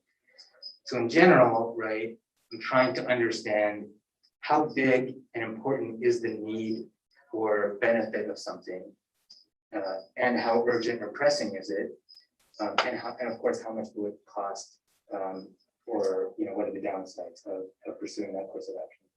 So that's a general matter. As it relates to for the school district, I try to always look at it from two perspectives. One is we have a responsibility to represent the wish of the community as a whole broadly, right, including everybody. The second is to pursue policy that is going to enhance and promote the education of our students. And so when I try to look at it from those lenses, I've definitely heard opinions or viewpoints, for and against this proposal. Obviously, I haven't seen a petition of 1,600 people that are negative, right? So there's definitely a positive, certainly a lot of community support for this. How extensive that is, it's a little bit hard to measure at this point. But there's views on both sides. So that's as it relates to representing the community, but more importantly, in terms of how this is going to positively contribute to the education of our children and students. That's where I struggle to see the compelling connection, because I think Ruth Bader Ginsburg is great. I have no objection to the comments here that she has a great legacy. She should be honored. There are a lot of positive things that our children can take away from it. And I appreciate just even the simple exercise of proposing this, because whether or not we rename the school, it's valuable because it promotes more awareness about this important person and the issue of, gender equality, all things that we think are important for children. So that I think is good, but whether renaming one of our schools will make a measurable difference. Again, I don't know for sure. I can say as simply one data point of anecdote. I don't even know the background behind the people for my elementary schools. It's probably named after men, don't know. I went to a middle school called Kennedy. I did not learn about John F. Kennedy because my school was named Kennedy. I learned about it because I had teachers who taught me about it. I had history books that informed me about it. And so I also think that the connection between renaming the school and the impact that we want to achieve from it is not entirely clear to me. Certainly, it would be incrementally positive, right? Because there would be more awareness than the week before. Again, though, it does come at a cost, and it's not clear to me that given a number of priorities, limited resources, et cetera, that this is where we should spend our time. So, and I guess the final thing I would just say is that, it's not clear to me that there is a pressing need to rename the middle school, right? Just as a general matter, regardless of what we name it. And while it's a little bit tangential to this, I would have no issue with a policy that said, if we rename any other facility or school, right, the next renaming should be a female, right? And if RBG were at the top of that list, great, she deserves to be on that list. But I'm not, all the information that I've sort of observed, it's hard to sort of feel like this is something that has to happen, right? I think in terms of the slide deck, and say we need this now. I'm not sure we need this now. I think it would be great in certain respects, just like it's great for my daughters to see that our vice president is a female, right? I mean, these are great things, but I don't think that this cannot be achieved without renaming the facility. I think that greater education in the classroom and in our family rooms and in the community generally can also accomplish that. So, so that's the sort of dilemma that I see. Okay. Oh, okay. So 2 quick questions. First of all, I know that some of us have received some feedback as far as not supporting this. I'm just wondering though, because I haven't actually just, Chris, I don't know if you've had anyone reach out to you, if you can just kind of share some of the, if you're hearing from other people, because as Deepak mentioned, there is some opposition to it. So I'm just curious kind of what the reasoning is and what that is. I haven't, I would actually leave that to Sari. She probably has been talking to more folks, and folks, you are welcome to ask Sari as the presenter questions. It doesn't have to be just between yourselves and me. It's the topic that she's presenting.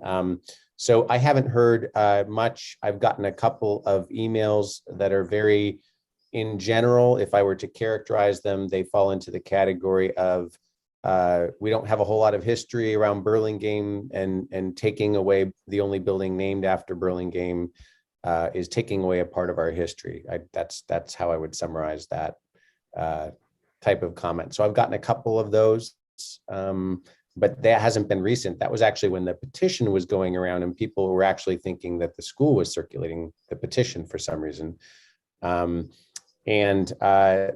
That's probably the only group that I really heard from, and I just clarified with them that it was not a district petition. And then I will say that when I brought it up with principals, no one thought that Ruth Bader Ginsburg was a bad idea, but no one was willing to spend the time on it.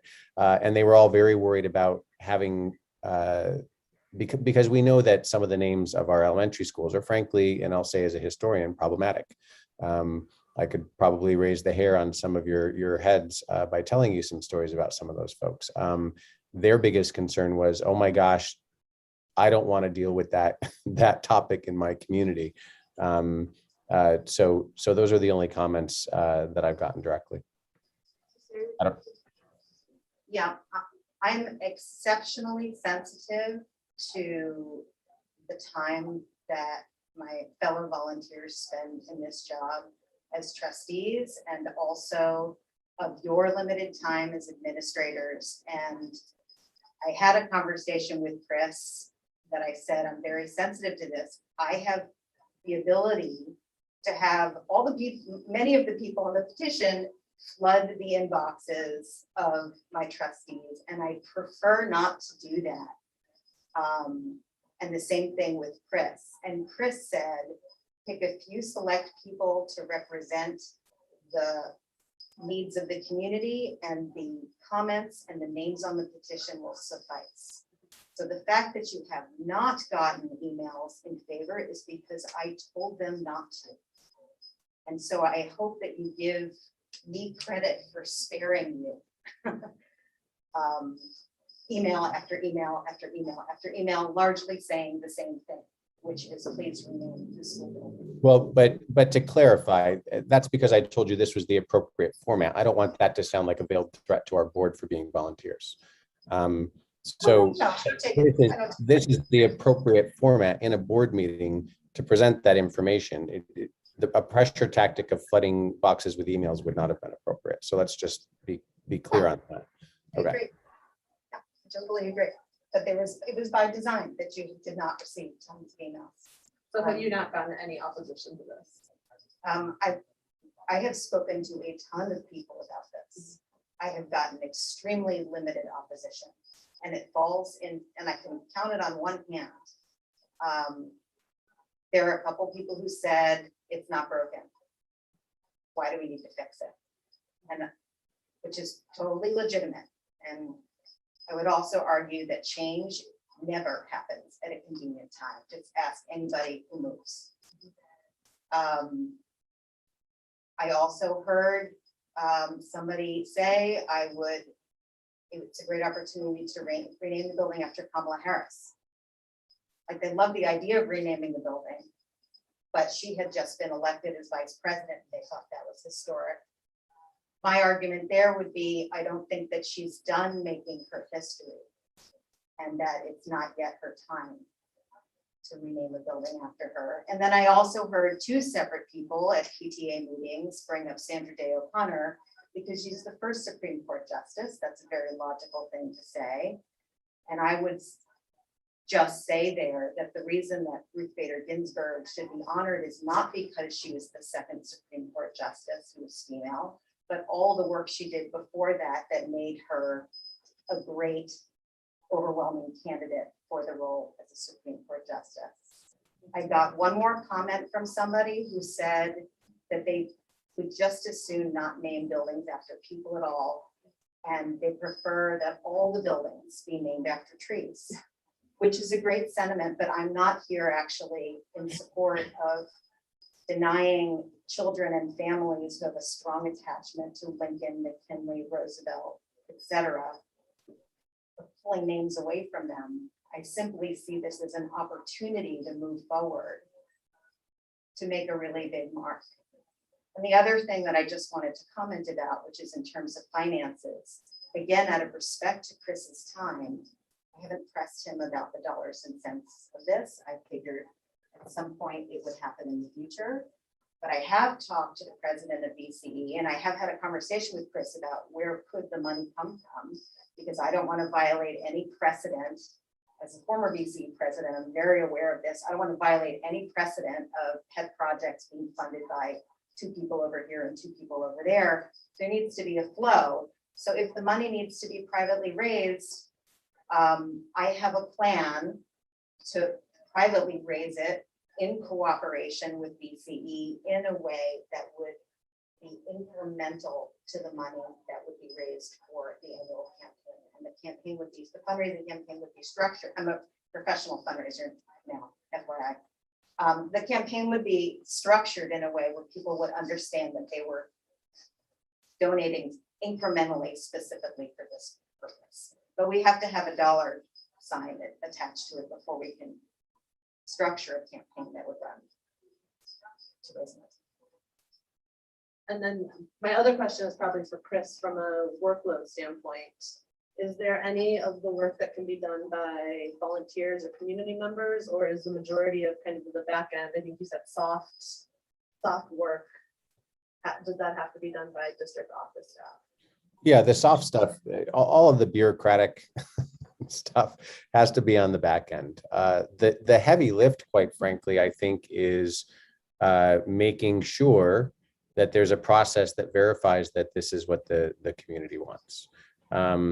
You're all bringing up good points.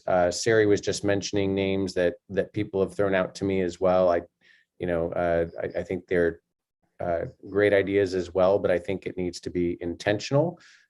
You only name something once until that person becomes forgotten or unpopular enough that you name it again, but that would be a long time in the future, right? So I think the board just needs to be careful before pulling a trigger either way, that it actually is something that the community supports, that there aren't other names, that this is supported by all the groups, the faculty, the staff, the administration, the students, the community members, et cetera, et cetera. The only other side I've heard from that is like what Sari said, sort of the change folks, the ones that are saying, it's not broke, don't fix it. But you sort of always hear that. So, but the heavy lift needs to be done, I think, to still sort of go group by group and make sure that everybody is in full-throated support. And that's the part that we don't have the staff time to do. So I think I probably sit somewhere between the two, where I definitely don't want this to go away. I think we definitely need to have the conversations, but I think probably someone on the board working with Sari and kind of outlining a process and going through all of that first before it comes back to district staff or anything is probably where I am leaning. And I would suggest it needs to be quantifiable. Mhm. It can't just be, well, we said this, or we have a petition saying that. That's not quantifiable enough. You need to make sure, what is the board's expectation of making sure that all of those groups are acknowledged, engaged with, and in agreement, or even asking the open-ended questions, or what other things would you like to consider? Because Well, and also working with another district that potentially have gone through this already, that maybe has the process, finding out kind of what has happened.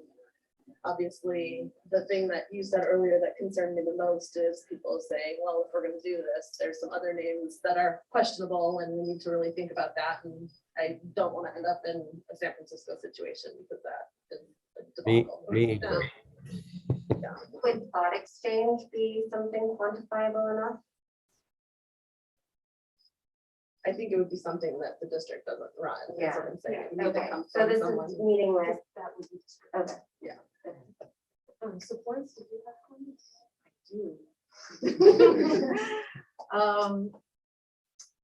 So, I mean, we're just discussing this now. It's not like this is something that's happening soon. And I am grateful for the discussion. I think it's worth hearing, what community members feel about this.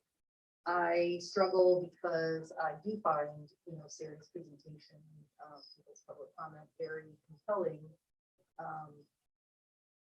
I have kind of a personal philosophy of seeing every human being on this earth as flawed.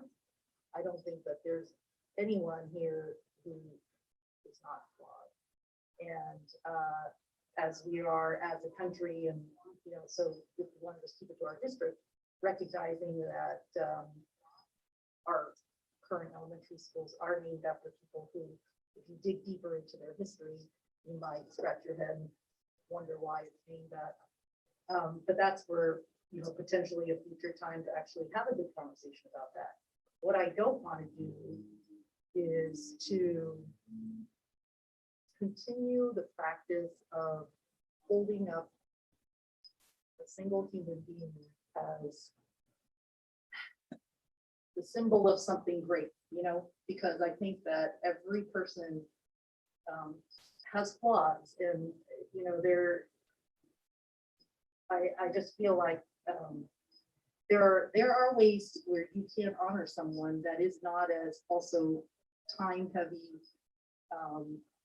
or cost heavy for the district. Some, like if we named the auditorium at BIS, Ginsburg Auditorium, that would be very prominent. That would be, topic of conversation for anybody who saw the sign. Like, oh, who's this Ruth Bader Ginsburg on our auditorium? I mean, it's right there, which could inspire those conversations with our students, which we want, without the added time and expense that would be required in BIS. And I would not be opposed, and this is probably going to happen way in the future, to a rethinking of what we call our elementary schools. I think that's a worthwhile conversation. Probably the process would be very different than what San Francisco did, I imagine. But I don't think that's off the table as something to discuss in the future. But what I don't want to do is to continue the practice of naming schools after people. And that's why I struggle, because I do think she's very admirable. I totally get what our speakers today have said and why they support, honoring her in this way. But I just feel like, we should learn from the mistakes of the past, which were to put the names of people in these, prominent places, only to, find out later this is maybe a mistake. And I just feel like we should learn from that, because I think that's something that we've also learned very recently nationwide. That's been a mistake. Even more recent cases, I mean, there are, not that Judge Ginsburg is going to have this problem. They are renaming schools that were named after Bill Cosby. They've had to remove his name from schools. I mean, even Senator Feinstein, who has a school named after her in San Francisco, her name was on the chopping block when we were talking about it. I mean, these are people who were named quite recently, and already there was this, move to remove it. So that just seems like you're inviting that chaos, sooner. I mean, it's taken us whatever, how many decades to recognize that maybe the names on some of our elementary schools should be questioned. These days, everything happens much more quickly, and what you thought was a great idea at one point, 10 years later, is considered a bad idea. So I just feel like, for me, to continue engaging in that practice of naming schools after people, I just think it's a mistake. So you're thinking the policy should be rewritten? Well, the policy does say other district-owned or leased buildings. So the auditorium is a district-owned building. I would have no problem seeing if the community would love to honor Ruth Bader Ginsburg in that way, which I think is, would be a compromise, but it also would be so much less of a burden on time and finances on the district.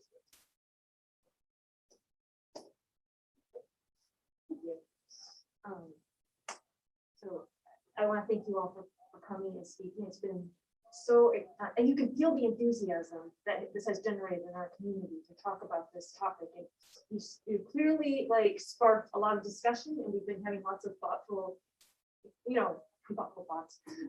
We've been thinking a lot about why do we name things what we name them, right? Why do we have these schools named after all these white men, right? So I really want to thank you for bringing this to us and for starting this conversation. I want to tag in on what I'm hearing though as well. The district is spread very thin right now.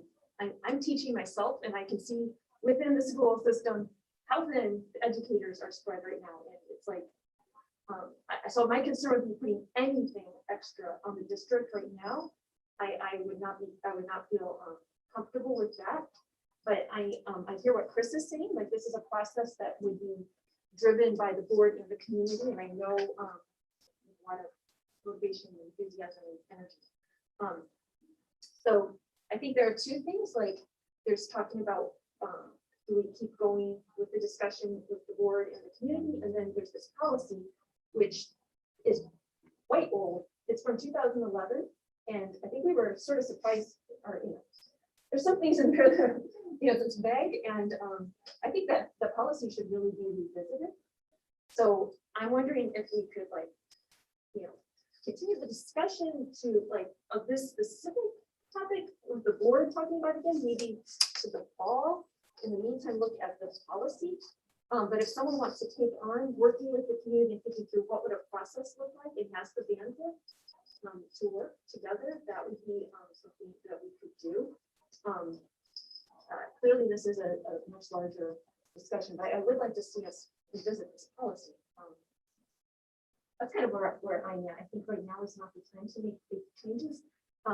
This school is the only school that doesn't have. It's a very neutral name. So I don't think there's urgent, right now we have to do it. But I think this is a good discussion that our community is having. And I don't want to discourage younger people who are really, putting so much effort into this. And when you hear what you're saying, I would appreciate you speaking as well. Yeah, so that's kind of where I'm at.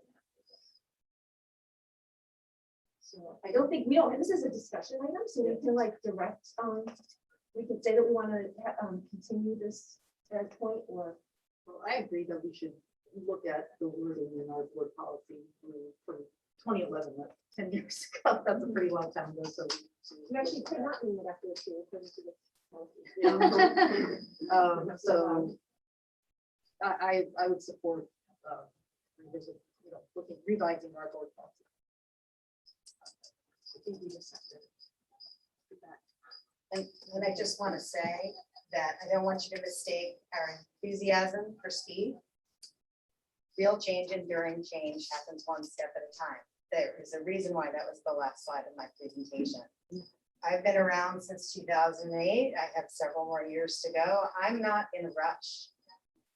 I'm not in a rush, but this is a very important conversation. And that's why it has lit up so many people in our community. The law of unintended consequences, of course, leads you down the path of, well, we should revisit the renaming of all the schools, right?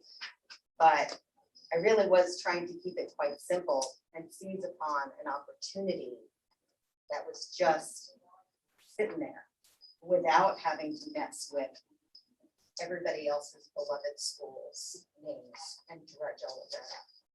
So I know there's this tendency, and I know that there's a tendency to feel like you have to turn over every single stone in order to turn over this stone.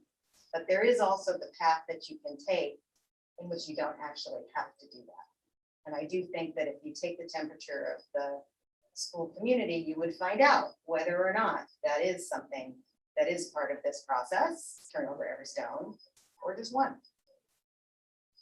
I would just say that sounds like an extremely reasonable approach, and I think I can't speak for the board. I would agree with what you're saying, and again, we're juggling these trade-offs because either Trustee Wong is saying it's like an interesting approach, which is all people have flaws. Everyone's always going to get into a debate about why one person makes sense over another.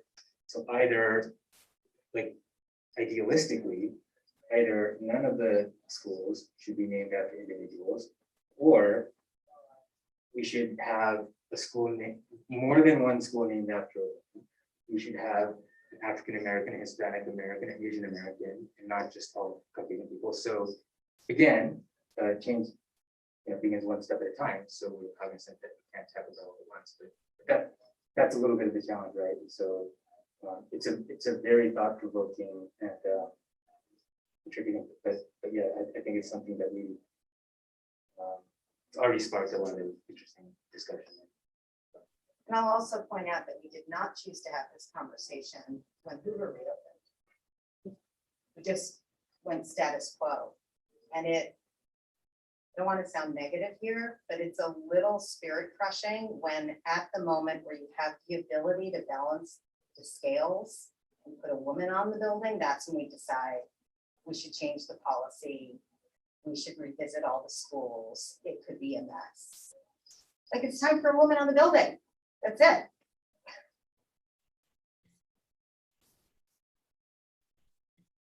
We'll just say, to be fair, not None one of of us us were on on the the board, board. none, one person sitting here was on the board at the time that we were was. you know, we purchased. Yeah, it's true. It's true. Okay, so. So like I said, I think the conversations should still continue. I don't think this is a kill it and move on. Like, I think it's definitely still something that should happen, but I do think that, like Chris mentioned, it has to be a process that's established with the board and the community before it's even brought back to the district. So I think there has to be some more information shared. I think, like I said, potentially finding another district that's gone through this to understand the actual workload and costs. Does anyone want to? I know you're all going with this. I already took on the person test. I got the message. Yeah. I just can't. I would like really love to, but I See, like, taken on too much. I agree with you. Okay. So maybe, so since clearly the board is also quite stretched, so the first step is to look at the policy. To keep the discussion going, yeah? Okay, so look at the policy, yeah, so we're gonna keep it moving. Well, so that you have two different issues that you're wrestling with. So the presentation that Sari and her group did tonight is compelling, and so revision of policy needs to happen occasionally anyway. And so we need to take a look at it, and board needs to provide input of maybe where it would like to go. That's more of like a policy issue. That's actually frankly not as complicated. But I think the board also needs to decide, based on the presentation, is this something that they're tabling until they revise the policy, or are you going to move ahead with giving some indication or describing a process that you want to see engaged in to further the question or not? I mean, that's really what's before you. The policy is not a bad idea, but it's a separate question to what you're being asked to consider tonight with the presentation. My proposal was just on the phone, so, because I don't see the answer.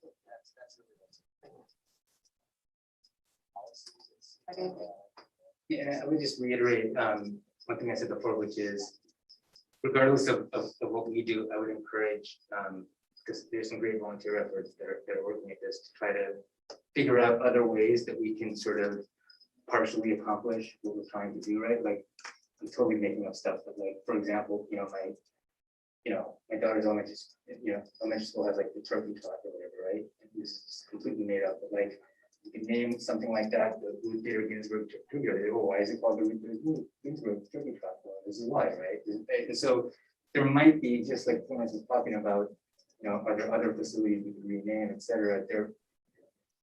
They're not mutually exclusive, and we should certainly pursue those things. And to your point, like, this isn't necessarily something that you're insisting has to happen tomorrow. But in the meantime, while we're sort of trying to, be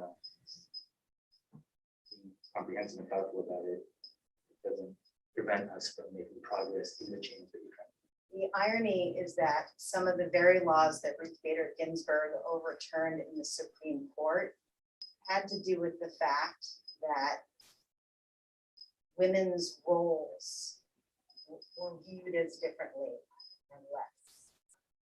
I would argue that if you keep the 6 buildings named after men and you don't name the school after a woman, but you default to an auditorium, that you are doing less for a woman. And I think that would be even worse in terms of what it says.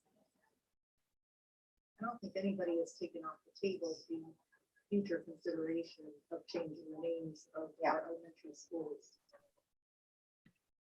So let's remember, it's not a cross discussion, it's a presentation and question and answers. Okay, board, I need some clear direction. Elizabeth, do you have direction to provide to myself and the other board members based on what you're hearing?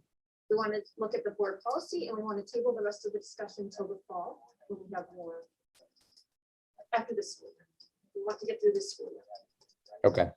before we continue the discussion. We're not saying we're against it, because I think everyone has said. Yeah, no, I'm just trying to get Mhm. clear what I'm supposed to do because I'm trying to follow it all and I wasn't getting a lot of clarity. Given our current limitations, we want to push it to the fall. Okay. Can I ask a procedural question, which is, if hypothetically, I mean, we've certainly received much more feedback in support of this measure than yesterday. And so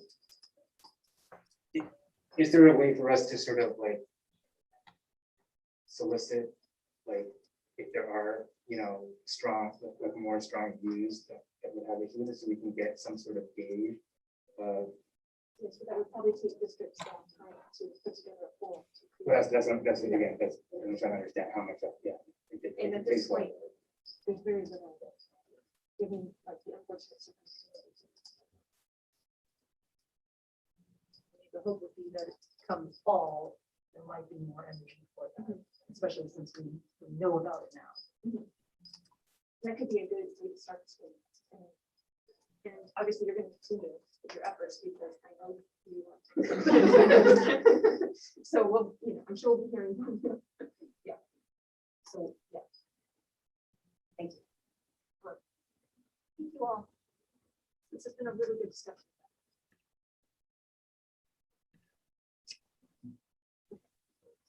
We're going to move on to the next item on the agenda. Is that good?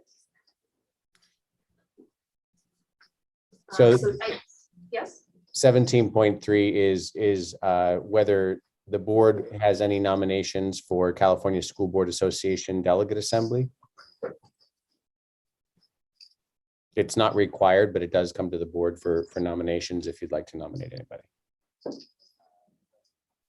I don't think we have, does anyone have any nominations? Nope. No nominations. Okay, that's the end of that item. Thank you. Okay, so item 18.1.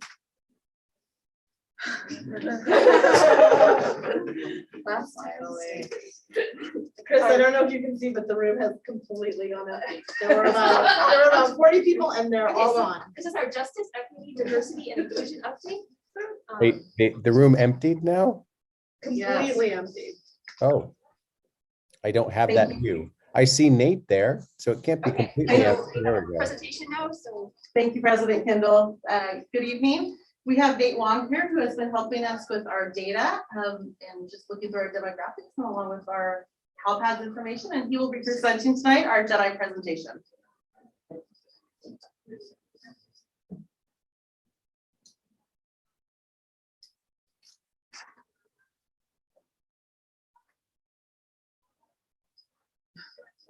So I'm sorry, I need to share it in the webinar first. Thank you. So just to kind of preface it while we're getting this up, this is a presentation for an update for our justice, equity, diversity, and inclusion, which is a group that we call JEDI for short. This is data that I gathered from our student information system, so I guess we can go to the first. Oh, Sorry, I totally forgot. Yes. Thank you. Okay, so here, this first slide here is a breakdown of the federal race and ethnicity classifications within our school district. So this is the makeup of our student body, and this includes all 7 campuses. And I just want to make it clear that these are the federal race and ethnicity classifications. These are the labels that the federal government uses. And one other thing to be clear about is that these are how parents have identified their own children. So this is not us doing a third-party identification, which is something that the state highly recommends against. So just to keep that in mind. So starting at the top, we have American Indian and Alaskan Native, and that makes up 0.03% of our student body population. And then our Asian population is 30.3%. Our Native Hawaiian or other Pacific Islander population is 3%. Our Hispanic or Latino population is 16.5%. And then our Black and African American population is 0.4%. Our white population is 37.8%. And then two or more races reported make up 9.6% of the population, and those who decline to state make up 4.7%. And I just want to note that the federal government does not actually allow this last category, which is decline to state. So what the state of California does is they actually move those students into the two or more race category. So if you kind of add those together, that's makes up a pretty decent chunk of the pie.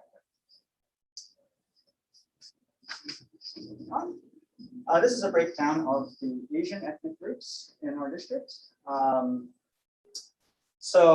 Starting with Chinese, making up 45.3% of the student-body population. Japanese is 7.5%. Korean is 7.3%. Vietnamese 3.3%. Asian Indian 8.8%. Laotian 0.4%. Cambodian 0.6%. And other Asian is 16.8%. And I'll just add that there's no way to break down that other Asian category any further. That other Asian includes Filipino? Yeah, so that would include, yes. And for whatever reason, the way that the federal data is reported to us, there's no extra breakdown of that. So, good question. So moving on, this is Hispanic or Latino versus non-Hispanic or Latino. The students who make up the Hispanic or Latino community make up 16.5%, and those who reported as non-Hispanic or Latino make up 83.5%. And again, for whatever reason, this is just the way that the federal data has been presented. There's no breakdown for this category like there was for the Asian ethnicities. And then this is our Hawaiian and other Pacific Islander category. And this makes up 0.2% of the student body population. And then finally, white versus non-white, 62.2% of our students have been reported as non-white, and 37.8% are reporting as white. And that's all the data I have. Any questions? I have a question. So the distribution of the different ethnic groups is not even across all the schools, right? No, that's Actually correct. the surprise Asians were 30%. Right. I was like, that's kind of a lot. I had no Yeah. idea. So my guess is that probably the elementary school my kids went to maybe wasn't as high an Asian population as some of our others. Yes, that would be. Yeah, my daughter go to Franklin, it would be much.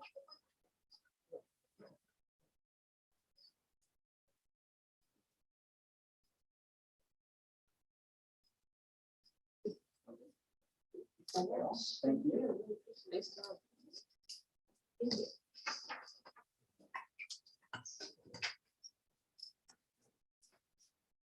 Okay, so item 18.2, the educator effectiveness block grant. Good evening. We are bringing forward tonight the Educator Effectiveness Block Grant for 2021. This is a discussion item tonight, and it will be moved to approval in December. So it goes for a first read and a second read. The Educator Effectiveness Block Grant was worked on with multiple departments, including fiscal, to look at where we can help support our educators in being effective, and where we can move money to, and what we can do to help support that. So where we're going forward with our offerings, our mentorship for staff. We have numerous staff that are receiving mentorship, all three levels, classified, certificated, and administration staff. We are adding professional learning academies for certificated and classified staff, which we started last year, working and supporting that. And then we also have our social emotional learning day that we did this year, and we'll continue working with the social emotional support for all staff. Professional learning and materials, along with professional learning networks, so outside agencies that we will contract with. One of the big ones is the professional learning for TK certificated teachers, and also looking at professional learning for TK classified teachers as we move forward with universal TK. And these have been discussed, and we are bringing them forward for any discussion, and then back next month. Are there any questions? Okay. Thank you very much. All right, item 19.1, the tentative agreement between the BEA and BIS. Okay, the news of the last couple of weeks is that we signed a tentative agreement with the EA, which they then voted on, and now we are bringing forward to you this evening. Just to note, it is a 2-year agreement. Current year is 3% on the salary schedule, which will be retroactive to July 1. A $3,000 payment for services performed during the 2021 school year, prorated for FTE who are still currently employed as of, if this is approved by the board, it will be as of today. And in year 2, 22-23, a 2.5% salary increase, which will go into effect July 1st, 2022. An additional $1,000 stipend increase for masters or PhDs, so that is going from $1,000 to $2,000. And a second off-schedule $3,000 payment for those who served in the 21-22 school year and are still employed in the district next September of 22. Ask about that stipend. So is that just, so they have their salary, and then if they have a master's or PhD, each year there's an additional 1,000. That's just like tacked to it. Yeah. Every year. Yes, Okay. and it will move to 2,000. So, Right. 2,000. yeah. And this is coming to the board before the first interim presentation because these, this is included in first interim. So the financial impact for 21-22 is just over $1 million. And in 22-23 is 1.4 million. That is included in the multi-year projections we presented this evening. So I had a question. Oh, I was just gonna answer any questions. In looking at the AB 1200, there's the year 3. Yep. Money. Could you talk about why it's 3%, 2.5%, and why you see the 2%? Yes, so that is the AB 1200 requires on that third year of the multi-year projections to include any additional cost as step and column. That is what we use as a step and column increase for our district. So that is just added in. That was already in our multi-year projections. So it just shows what the additional, if you take the first 2 years versus the multi-year projection, that budget, that's the additional increase. Did that answer your question? So in the certificated one, it's in the salary schedule, and then in the classified, it's in the step and cost. What's been So- so that's 2%. Yes, and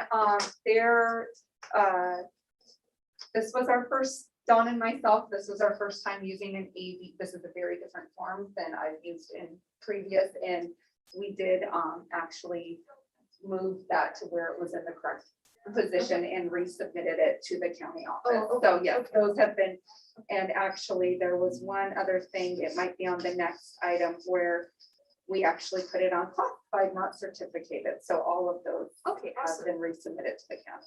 Okay, great. That makes a lot of sense. Yeah. Are there questions? believe this one is definitely an action item. I want to say thank you guys so much. I know that there was a lot of work to get to this point, and I appreciate that you were able to go back and have these conversations to avoid the costly process of fact finding and all of that. So I want to recognize that. We really appreciate the work that was put into that, along with the principals that were there and all of that. Hardly agree. Thank you so much. I'm so glad that we are where we are and that we have a solid 2 years of stability. And this is not necessarily about the teacher agreement, but I am curious if there's a way for us to talk to BEA about taking our accesses down on their website.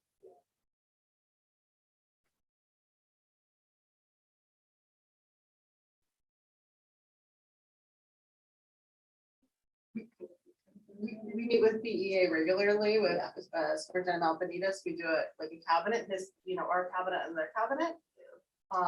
And we can absolutely reach out about that. And I would say generally, most of the BEA membership was very respectful through this process. I think there were some cases where certain lines may have been crossed, but I know that the district did a great job of kind of acting and making sure that appropriate action was taken if things were not handled the way they should have been, so. And I would have no objection if on their website we wanted to put our board email addresses on there, but certainly the way that 99.9% of people contact us. It is also more environmentally friendly and economical. Yes, it's free. Yes. And That's it's why we immediate. want them to do it. So, And I like to send paper now. It can also, you can accept now here. exactly, they can put the Yeah, we district do receive address. mail. Right, and our email addresses that our Burlingame schools are, that's fine. We received minimal, but. Yeah, definitely we'll bring that up at our next meeting. Yeah, so thank you for all the hard work. We're glad to see this resolved. Yep. Yeah, so I make a motion to approve 19.1, the tentative agreement between the BEA and Burlingame School Districts for the 21-22 and 22-23 school year. All in favor? Aye. Now we are. Thank you, So trustees. now we can go on to item number 19.2. Early notice attendance incentive. No, It's, okay, sorry, I scrolled too quickly. This item is also being brought forward before, first interim. The financial impact is included in the first interim and the multi-year projections. And due to the budget constraints, as well as interest for BSD to immediately recruit candidates to fill vacant certificated positions expected for the 22-23 school year, we would like to offer the early retirement or non-return notification for our certificated employees to let us know by January.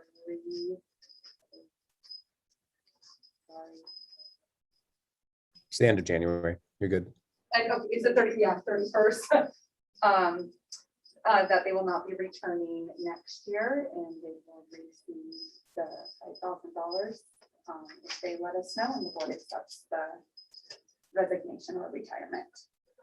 it is very similar to what we did last year.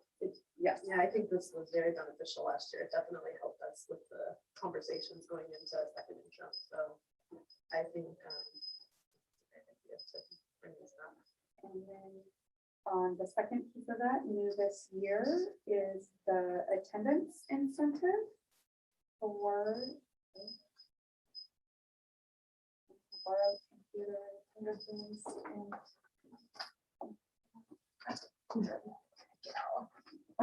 and this attendance MOU will go into effect on January 1st, 2022.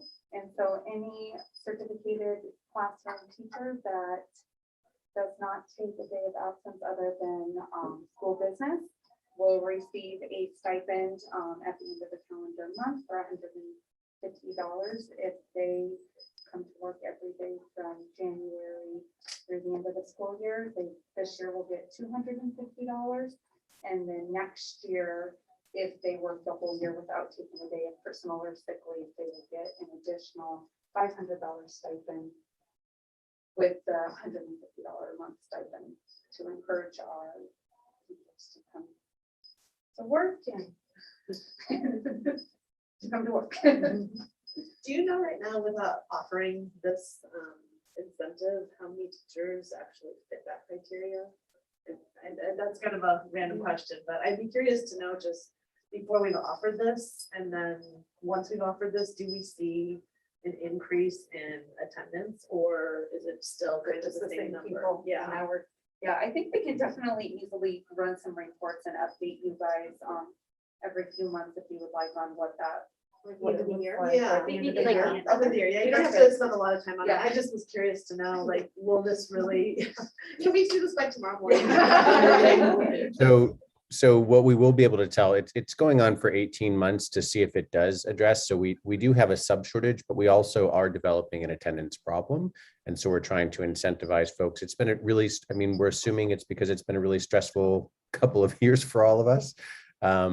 But we're trying to attack the problem in multiple ways. So we can easily 18 months into it, or even a year into it, tell you how many people would have qualified versus how many actually did qualify when it was active. Yeah, that'd be great to just know. In other words, how effective it is. Yeah, yep. So I would like to say though, that if someone is sick, I don't want them being sick. at Be work. incentivized. Yeah. Yes, that's You're sick. absolutely true. Absolutely true. Yeah. Okay, so do we have a motion to approve this?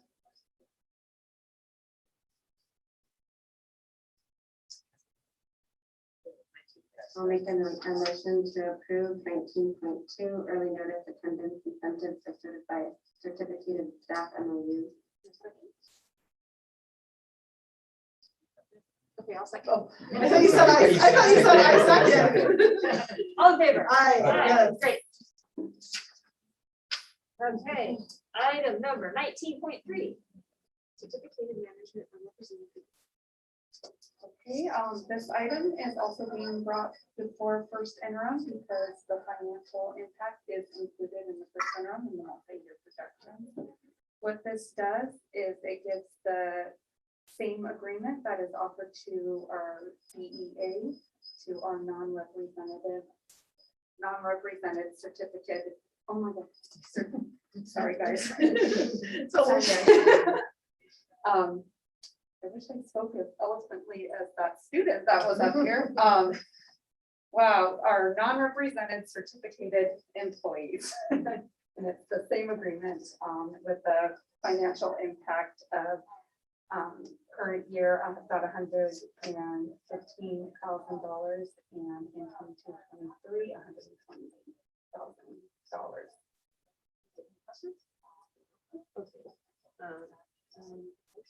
I can move to approve 19.3 certificate management represented agreement.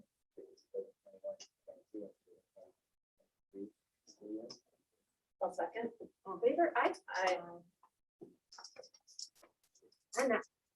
Item 19.4. Just gonna go ahead and grab The 2021-2022 first interim report. Yay.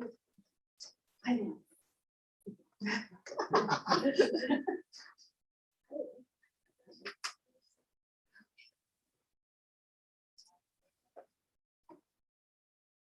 Okay, this evening we are bringing forward the 21-22 first interim report to the July 1 adopted budget.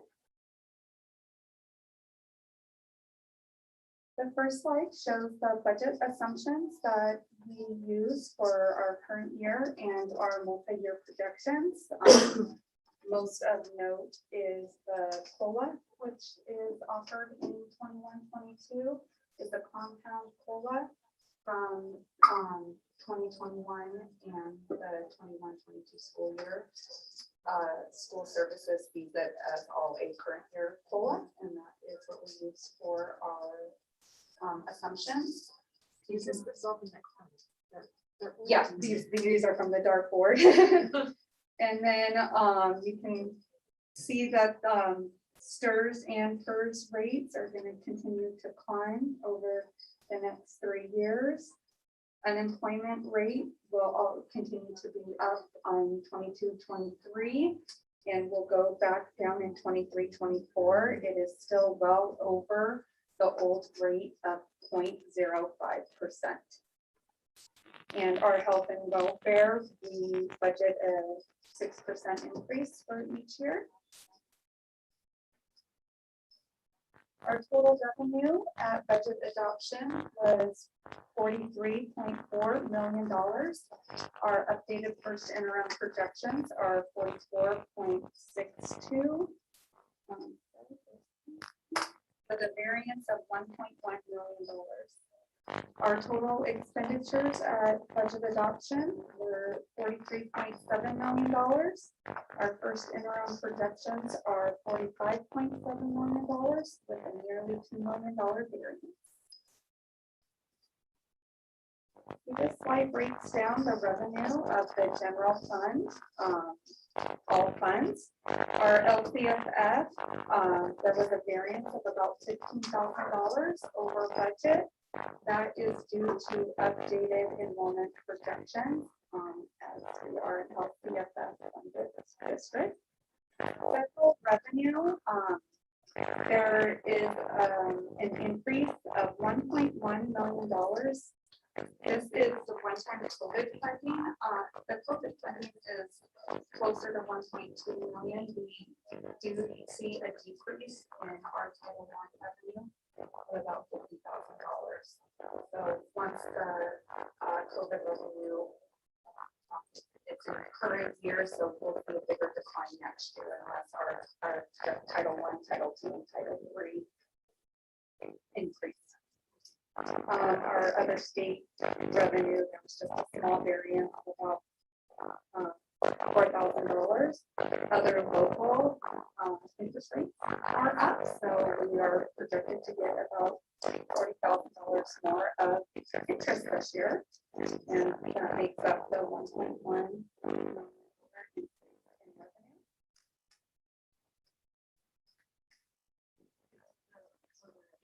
sources, so we have fewer students.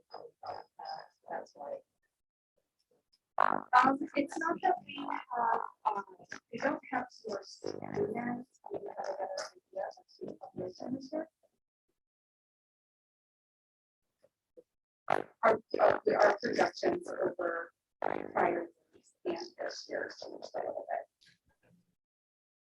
Hey, folks, just 1 second. I'm sorry, Amanda, would everybody make sure that their microphones on their computers are muted? You're getting all sorts of online feedback right now. Thank you.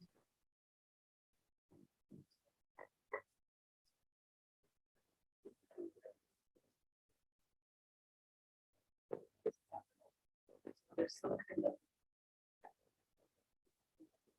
Yes, so why YouTube is 25 is because the professor it's like I'm in the background, which is is that better? No. It just feedback. Yeah, there's a lot of feedback. My concern is that the board recording, because we are live on YouTube right now, is our minutes. And so if it's not legible, then we're just going to have to do old-fashioned notes, I guess. We'll have to review the recording. Okay. It just started when Amanda started presenting.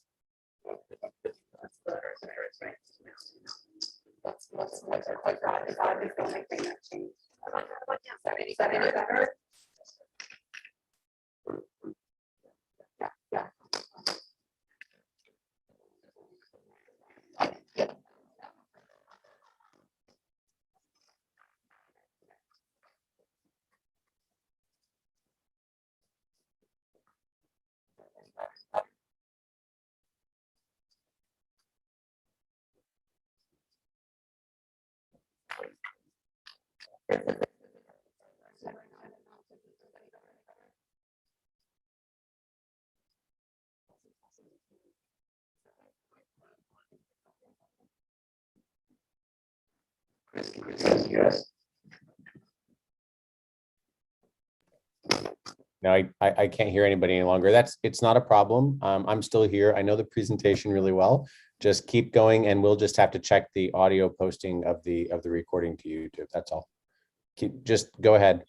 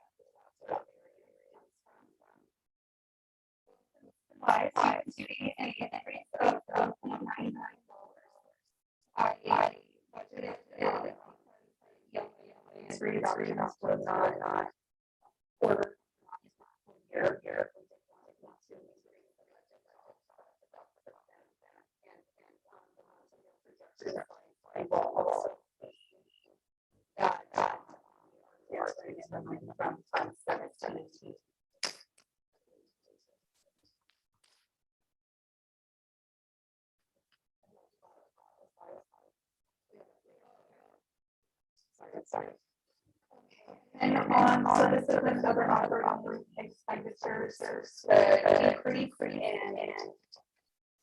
those expenditures are due to the increase in the federal money in Title I, Title II, and Title III. The other outgo remains the same.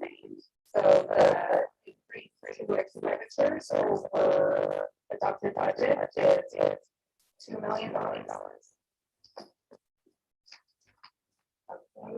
Everybody wants to go to the next slide, which is the multi-year projection of the enterprise transfer.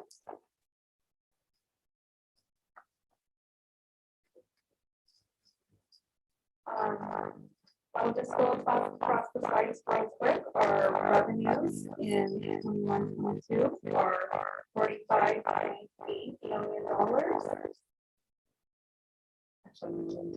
Our expenditures for the current year are $46.2 million, which shows a deficit of $460,000 for the year. Our ending fund balance is projected to be $6.6 million, with a projected fund balance of 14.41%. This does include the 3% of reserves that are in Title I. In 22-23, our revenues are projected to be $40.8 million, with our expenditures at $44.8 million. The additional $3.9 million, a lot of that is the carryover COVID funds that will be spent through the end of the 22-23 school year. That will leave our ending fund balance of at $4 million, with a projected fund balance of 8.96%. In 23-24 school year, our revenues are projected to be $43 million and our expenditures at $45 million, with a deficit of $1.9 million. That will leave us with an ending fund balance of $2.5 million and a projected fund balance of 5.58%. Yes, just a question. So as the ending fund balance continues to go down, is Fund 717 still going to contain the reserve, the other 7% local reserve and the foundation? Yeah. So that's still there. This is okay until it gets down below 3%, right? Yes, absolutely.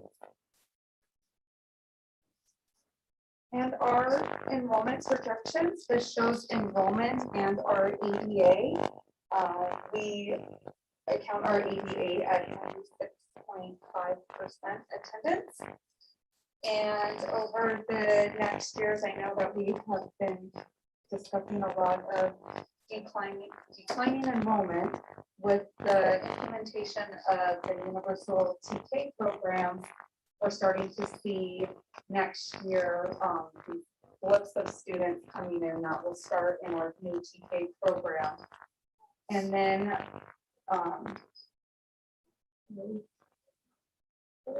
and that was really on that side. I just wanted to show what the enrollment is projected to be.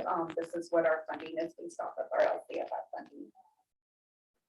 So after the presentation, or if you prefer, I do have just a question. Absolutely. Okay.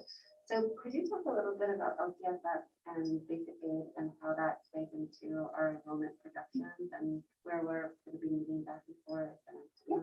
Okay, so we did receive, so at the end of last fiscal year, we were a basic aid community funded district, meaning that our property tax revenue was higher than what the state would offer for our per student ADA. I did receive a call last week as projected that we have fallen back into an LCFF funded school district. It's what we budgeted for. We were expecting it. The board will not receive the actual letter and certification until after P1 attendance to prove that our attendance is lower. So then what that does is we use the LCFF calculator, and the state, we use that, our ADA, to calculate how much the state is going to give us per student, and then they minus the property taxes out of that. And our state apportionment is the difference. So as our enrollment grows and we bring in more students, we receive more LCFF, that is great. But if our tax base is growing at the same time and our property taxes are increasing, they're going to be fighting each other for the next 2 to 3 years. So, and then we'll flip back and forth. And so the projection is for 3 years. So as our student population grows, we receive more revenue. If our taxes grow, we're not so concerned with our ADA, because as our taxes grow, if our student population grows and we're still basic aid, we actually receive less per student. So it's going to be a flip-flopping over the next couple of years.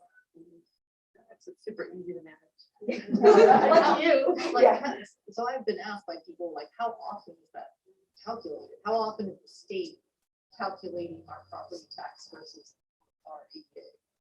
So our ADA is, we have P1, which is after the 4th month of attendance. We have P2, which is after 8. And then our annual, we are actually funded on P2, which runs up around the end of May. The state calculations, I'm not 100% sure when those come in. I do know that last year in April is when they knew. So I think that it is definitely it's something the county checks quarterly, and they said that they will update us for one of like 4 districts that are kind of in between. But I do have a call out to the tax collector and the county assessor just to learn a little bit. This is the first time I'm at a district that is close to being basic aid, so I'm kind of learning with everybody about how that looks like and how to project out. So the county office of ed lets us know 4 times a year. Yep. These enrollment projections, I'm looking at the so how are we making these projections? And then I don't know, this might be too, but I'm just wondering what's happening at Lincoln, like in. Right. Okay, Yeah. so Yeah. what we use for the other enrollment projections, that they're not on the slide. thank you for trying though, this was just a snapshot, is we used a formula of our current student population, attrition, birth rates, TK coming online. But what you'll see in about the 25-26 school year is anticipated building developments that we are starting to have meetings about. Superintendent Malfinitas and I attend weekly meetings with the bond and facilities coordinator and other members of the community to start looking at what's coming online. We're in the process of a demographic study to see where those are, where are our students going to be? Can we house that many students at Lincoln and all of the different schools? So these are our preliminary projections for this year. We are having oh my God, so sorry guys. A meeting in December where we will get more clarifying information on where those housing projects. I know that they've been in the paper and stuff like that recently. What are they actually going to look like? And then we use the student yield factor rate that is put out by the state. So it's all calculations. It's not us just putting numbers in, but that's really where we're seeing the growth is from the housing development. So we might see that shift around. Absolutely. As you get more. Yes, and as we learn more, we could go up, it could go down, it could go to a different school, the more we look at it, we get our maps out with the boundaries and where, so. That's pretty dramatic. Yeah. So I have a sort of tangential question, but when they calculate sort of the, like, okay, you're gonna add 1,000 units of housing, it's gonna be X percentage of kids generated that we need to anticipate. I know it's probably more of an art than you think it is, because I think it's, who knows, but is there a calculation of the fact, well, I don't know if it's a fact, it's just my impression that people are having fewer kids. So I will find it and I can send it to you guys. We just saw at our TK Universal Transitional Kindergarten Training is, even though in California birth rates have declined over the last 5 years, our county is actually increasing in birth rates. So not only, so we are not having that, but the yield factor for the state is 0.5 for every house.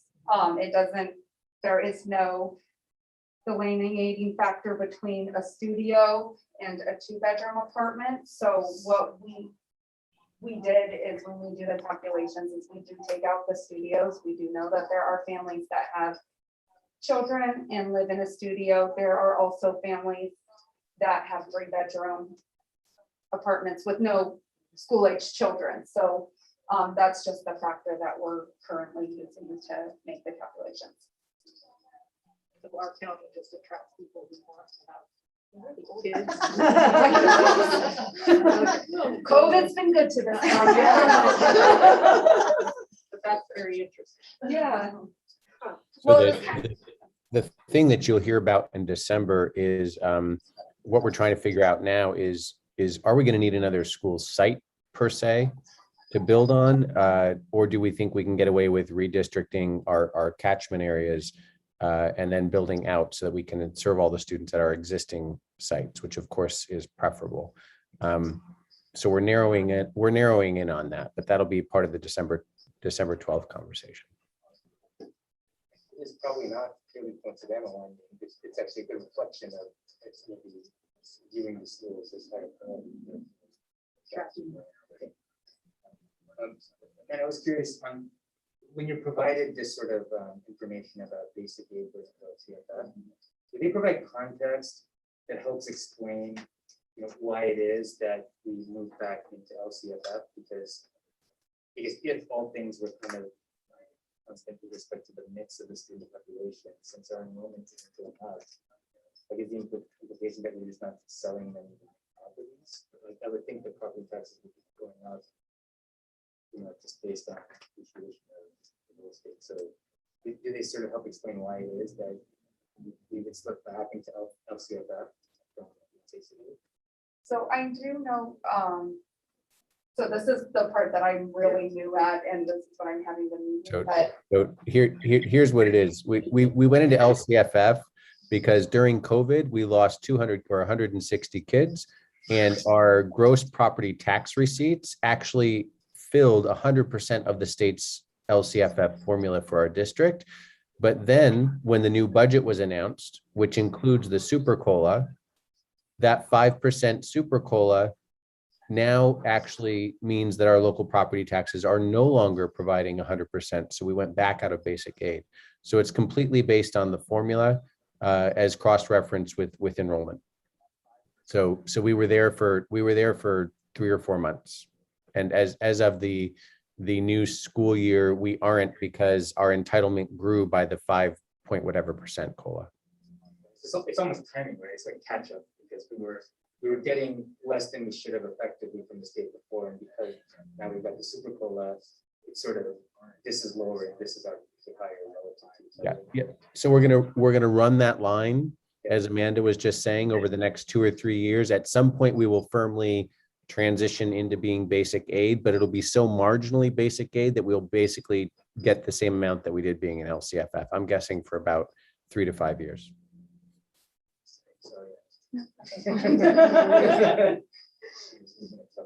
yeah. Any more questions on the enrollment? Okay.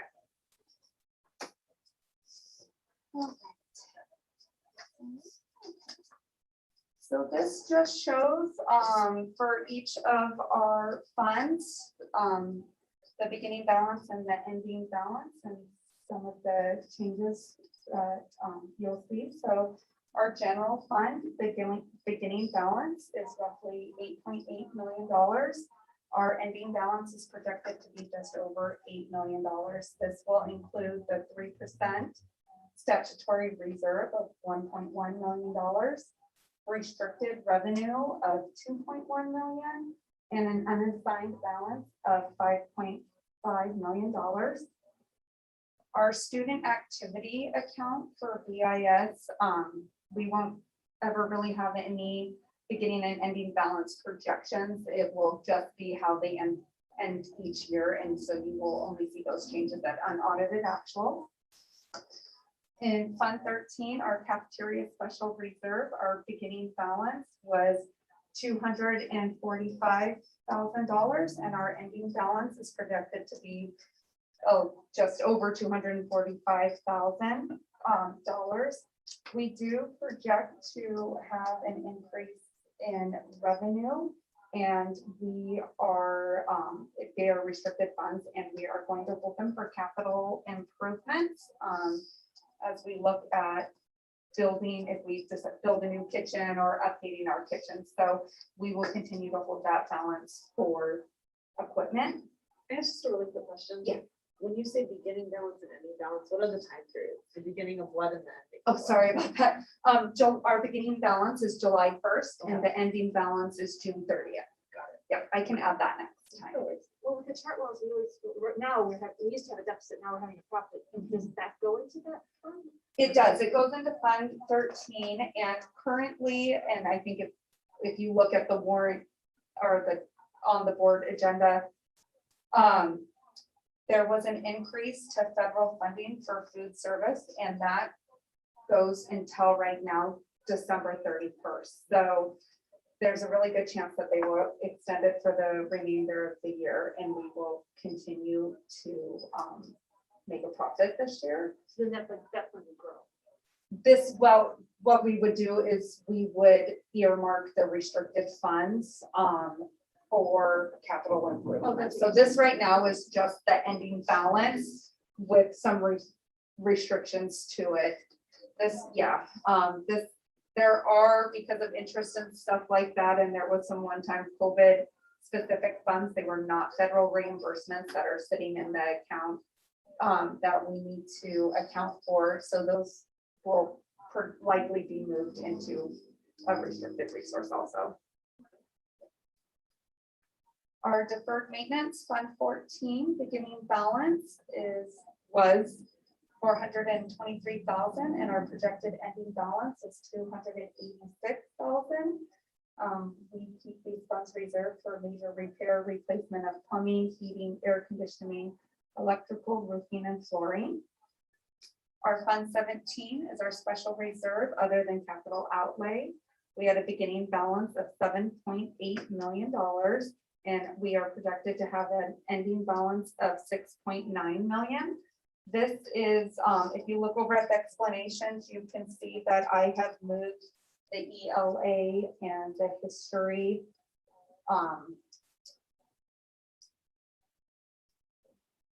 I'm so sorry, reserves that were at unaudited actuals have been transferred into the general fund. So the 7% reserve at $3.2 million, the strategic foundation support of $2.5 million. We expect to add $100,000 to our technology replacement to have it end at $300,000, and we also will contribute more to our math and science adoptions to be just under the $1 million mark. Fund 21 is our building fund. Our beginning balance was $50.8 million, and our projected ending balance is $28.5 million. We're doing a lot of phone work this year, mostly BIS. Fund 25, our capital facilities. Our beginning balance was just over $1 million, and our projected ending balance is $1.1 million. These are fees levied on development projects, permit fees for when people add on to their houses or new construction. Fund 40 is our special reserve capital outlay fund. Our beginning balance was $916,000, and our projected ending balance is just over $1 million. This is a continued outlay plan for our turf replacement at both Osberg and Franklin Fields. And you can see that we have the projected year to date. There is more in the fund for Osberg Field because that is projected to be replaced before Franklin Field. Is how that is broken out. And finally, we have our Fund 73, the Foundation Private Purpose Fund, is our Oxford Scholarship at BIS, and the beginning balance was $15,900, and our ending balance is $15,086. That is to give out the scholarship, plus that account does earn some interest. The Oxford Scholarship Foundation Fund, that was just a lump sum to begin with, and we're just slowly chipping away at it until it goes to zero. Okay, that was it. Any questions? Oh, I was a little tongue tied up. Sorry. I think we mostly asked our questions during it. Yeah. Okay, so this is an action item. Do we have a motion to act? I make a motion to approve. Oh, gosh. Yes, sorry. I've lost it here. What's the number? 19.4, the 2021-2022 first interim report. Second. Okay, all in favor? Aye. Great. Now 19.5, the tentative agreement for CSEA and classified unrepresented staff. All right, this item comes to you after the first interim because the tentative agreement is not included. It came in after first interim was posted. Once we settled with BEA, we offered a Me Too to our classified union, which they accepted. And we are also offering the same thing to our classified unrepresented, which is our classified management and our classified confidential employees. This also includes a retirement incentive, early notification, not retirement incentive, an early notification incentive for anybody who is going to retire or resign at the end of this school year. And they also have to let us know by January 31st.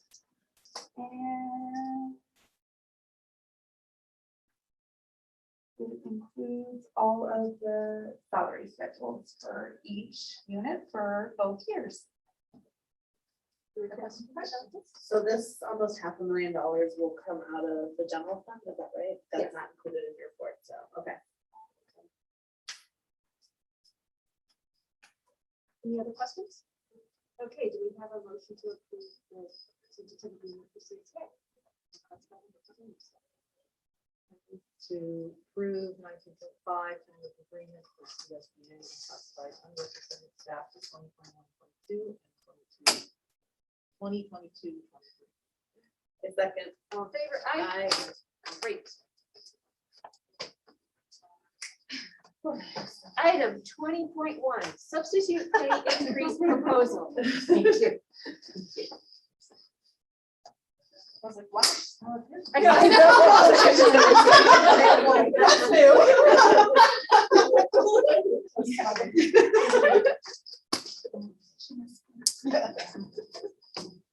All right, thank you, and good evening, board and trustees. So I am here to talk about our favorite topic, which is substitutes. Is there anybody out there? I don't know. We'll see. There we go. What are the impacts of this sub shortage? Well, specialists are being pulled out of their regular classrooms. For example, RTI, music, PE, even classified aides are stepping into the classrooms at this point. Principals are stepping into classrooms. District staff and administrators are also subbing. And sometimes classrooms get a hodgepodge of adults, meaning they have someone in the morning, someone in the afternoon. So it's not even a consistent person during the day. We are also contracting with an outside agency when we can. And they are charging us double, but only paying the sub the rate that we pay. And I think my favorite is that tensions are just high every morning to find subs for the day. So what is the comparison when we're looking at our neighboring districts? So I pulled 11 districts that are commonly known around us that we're going to look at their sub rates. So these are our high rollers. These are the ones that are paying pretty good, pretty high. I can tell you that 5 of these ones were just approved last year for their increase. Hillsborough being one of them, our most neighboring district next to us. The next slide Burlingame will be in case anybody's wondering, we're the last one at the very bottom, in case you had a hard time finding us. So you can see that the 160 in comparison to a Ravenswood at 275, which one looks more appealing to sell that? All right, so what is my solution? Well, my solution is not the problem solver, but it is just a suggestion. So it's something that I'm hoping that we can compare ourselves with other districts and get ourselves up to the more standard that everybody will want to come sub for us. And what is that suggestion? It is to increase our sub pay. So the last time our sub rate was increased was in December 2017. We went from 143 to 160. And now you're thinking to yourself, wow, Allison, that's a lot to go up to. Yes, it is. But it needs to happen because we need to sustain the subs pool that we have. We need to get qualified subs in, and we need to attract more subs to come to our district. Okay, so I'm putting in a tier system. So 1 through 30 days, 225. So that means that if a teacher is going to be out for 30 days, and that sub is going to be there for the full 30 days, they'll get the 225. If they have to stay longer than 30 days for that same teacher, the 31 through 90 days, their rate will now go to 260 a day. Okay. Now, if we get into that 91 to 180 days, that's when they're going to go into a long-term sub position, which we will keep them at column 1, step 1. So it's a salary at that point. Okay. And it doesn't have to be continuous, right? It's just accumulation of. It does have to be continuous. Oh, it does. So let's say that Mr. Smith is going to be out for 30 days. And then, I have Sally subbing. Okay. So then I have, Mr. Mount Bonitas who's going to be out for the next 10 days. Well, Sally's going to start at 225 for Mr. Mount Bonitas. because it's not the same person that they're subbing for. So it's if they are staying in that same classroom, that they'll keep moving in that tier. Now, the other part that we're having a really hard time finding is our SDC teachers. Okay, coming from, being an SDC teacher myself, and now coming into HR, I see both ends of it. So what's my suggestion is to create their own salary schedule.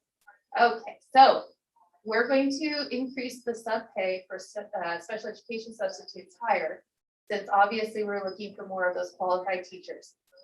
We want people that are trained, possibly past teachers that have retired, people that are going to be able to step in there and know how to handle a classroom and take on the initiative to actually teach our students and not just what I would consider babysitting. So I'm looking at the same kind of scale, the 250 for the 1 through 30 days, 31 to 90 days, 285, and then even as a long-term sub, going from column 1 to step 2. Okay. All right. Can I ask a question? Oh my gosh, of course. Sorry. So if they're gonna be with a teacher, it's subbing for 60 days, for the first 30 days, they get 250 and then they get up to 2. Correct. Is that right? Okay, I just wanna make sure I understood that. Yes. Okay, now the scary part. What's the financial impact? So the last typical school year that we had was 18-19. And we spent roughly almost $350,000 on Sunday. Okay. So if I project it onto a typical school year with the same amount of absences, we're looking at an increase of 142,000. That's if we have the same amount of absences. So 18-19, we had 2,185 absences that year across all 7 schools. Are we projected to be on that same level? Possibly, feels like it, but I have the hopes that the attendance incentive will kind of work. But that's the increase. So my ask is that we consider increasing the sub pay to make ourselves more appealing for qualified subs. Any questions? I think this is great. Very clear, yeah. We need to do whatever we can right now to get up. I'd be curious to know what our actual annual sub rate is if you start factoring in principal salaries. I mean, $140 doesn't, $142,000 doesn't seem scary when you start thinking about who's subbing in the classrooms, right? Like how much you're paying that person to be a sub. Yes. And what was not happening because of that. So I will say that this last really big push with now putting in the little advertisements in the superintendent's newsletters. Last week, I was able to send in 6 fully completed sub applications over to the county office. 3 of them are already starting or working almost every day. I just got another 2 between yesterday and today. So we're starting to get there, but we need to make sure that we keep them. Yeah.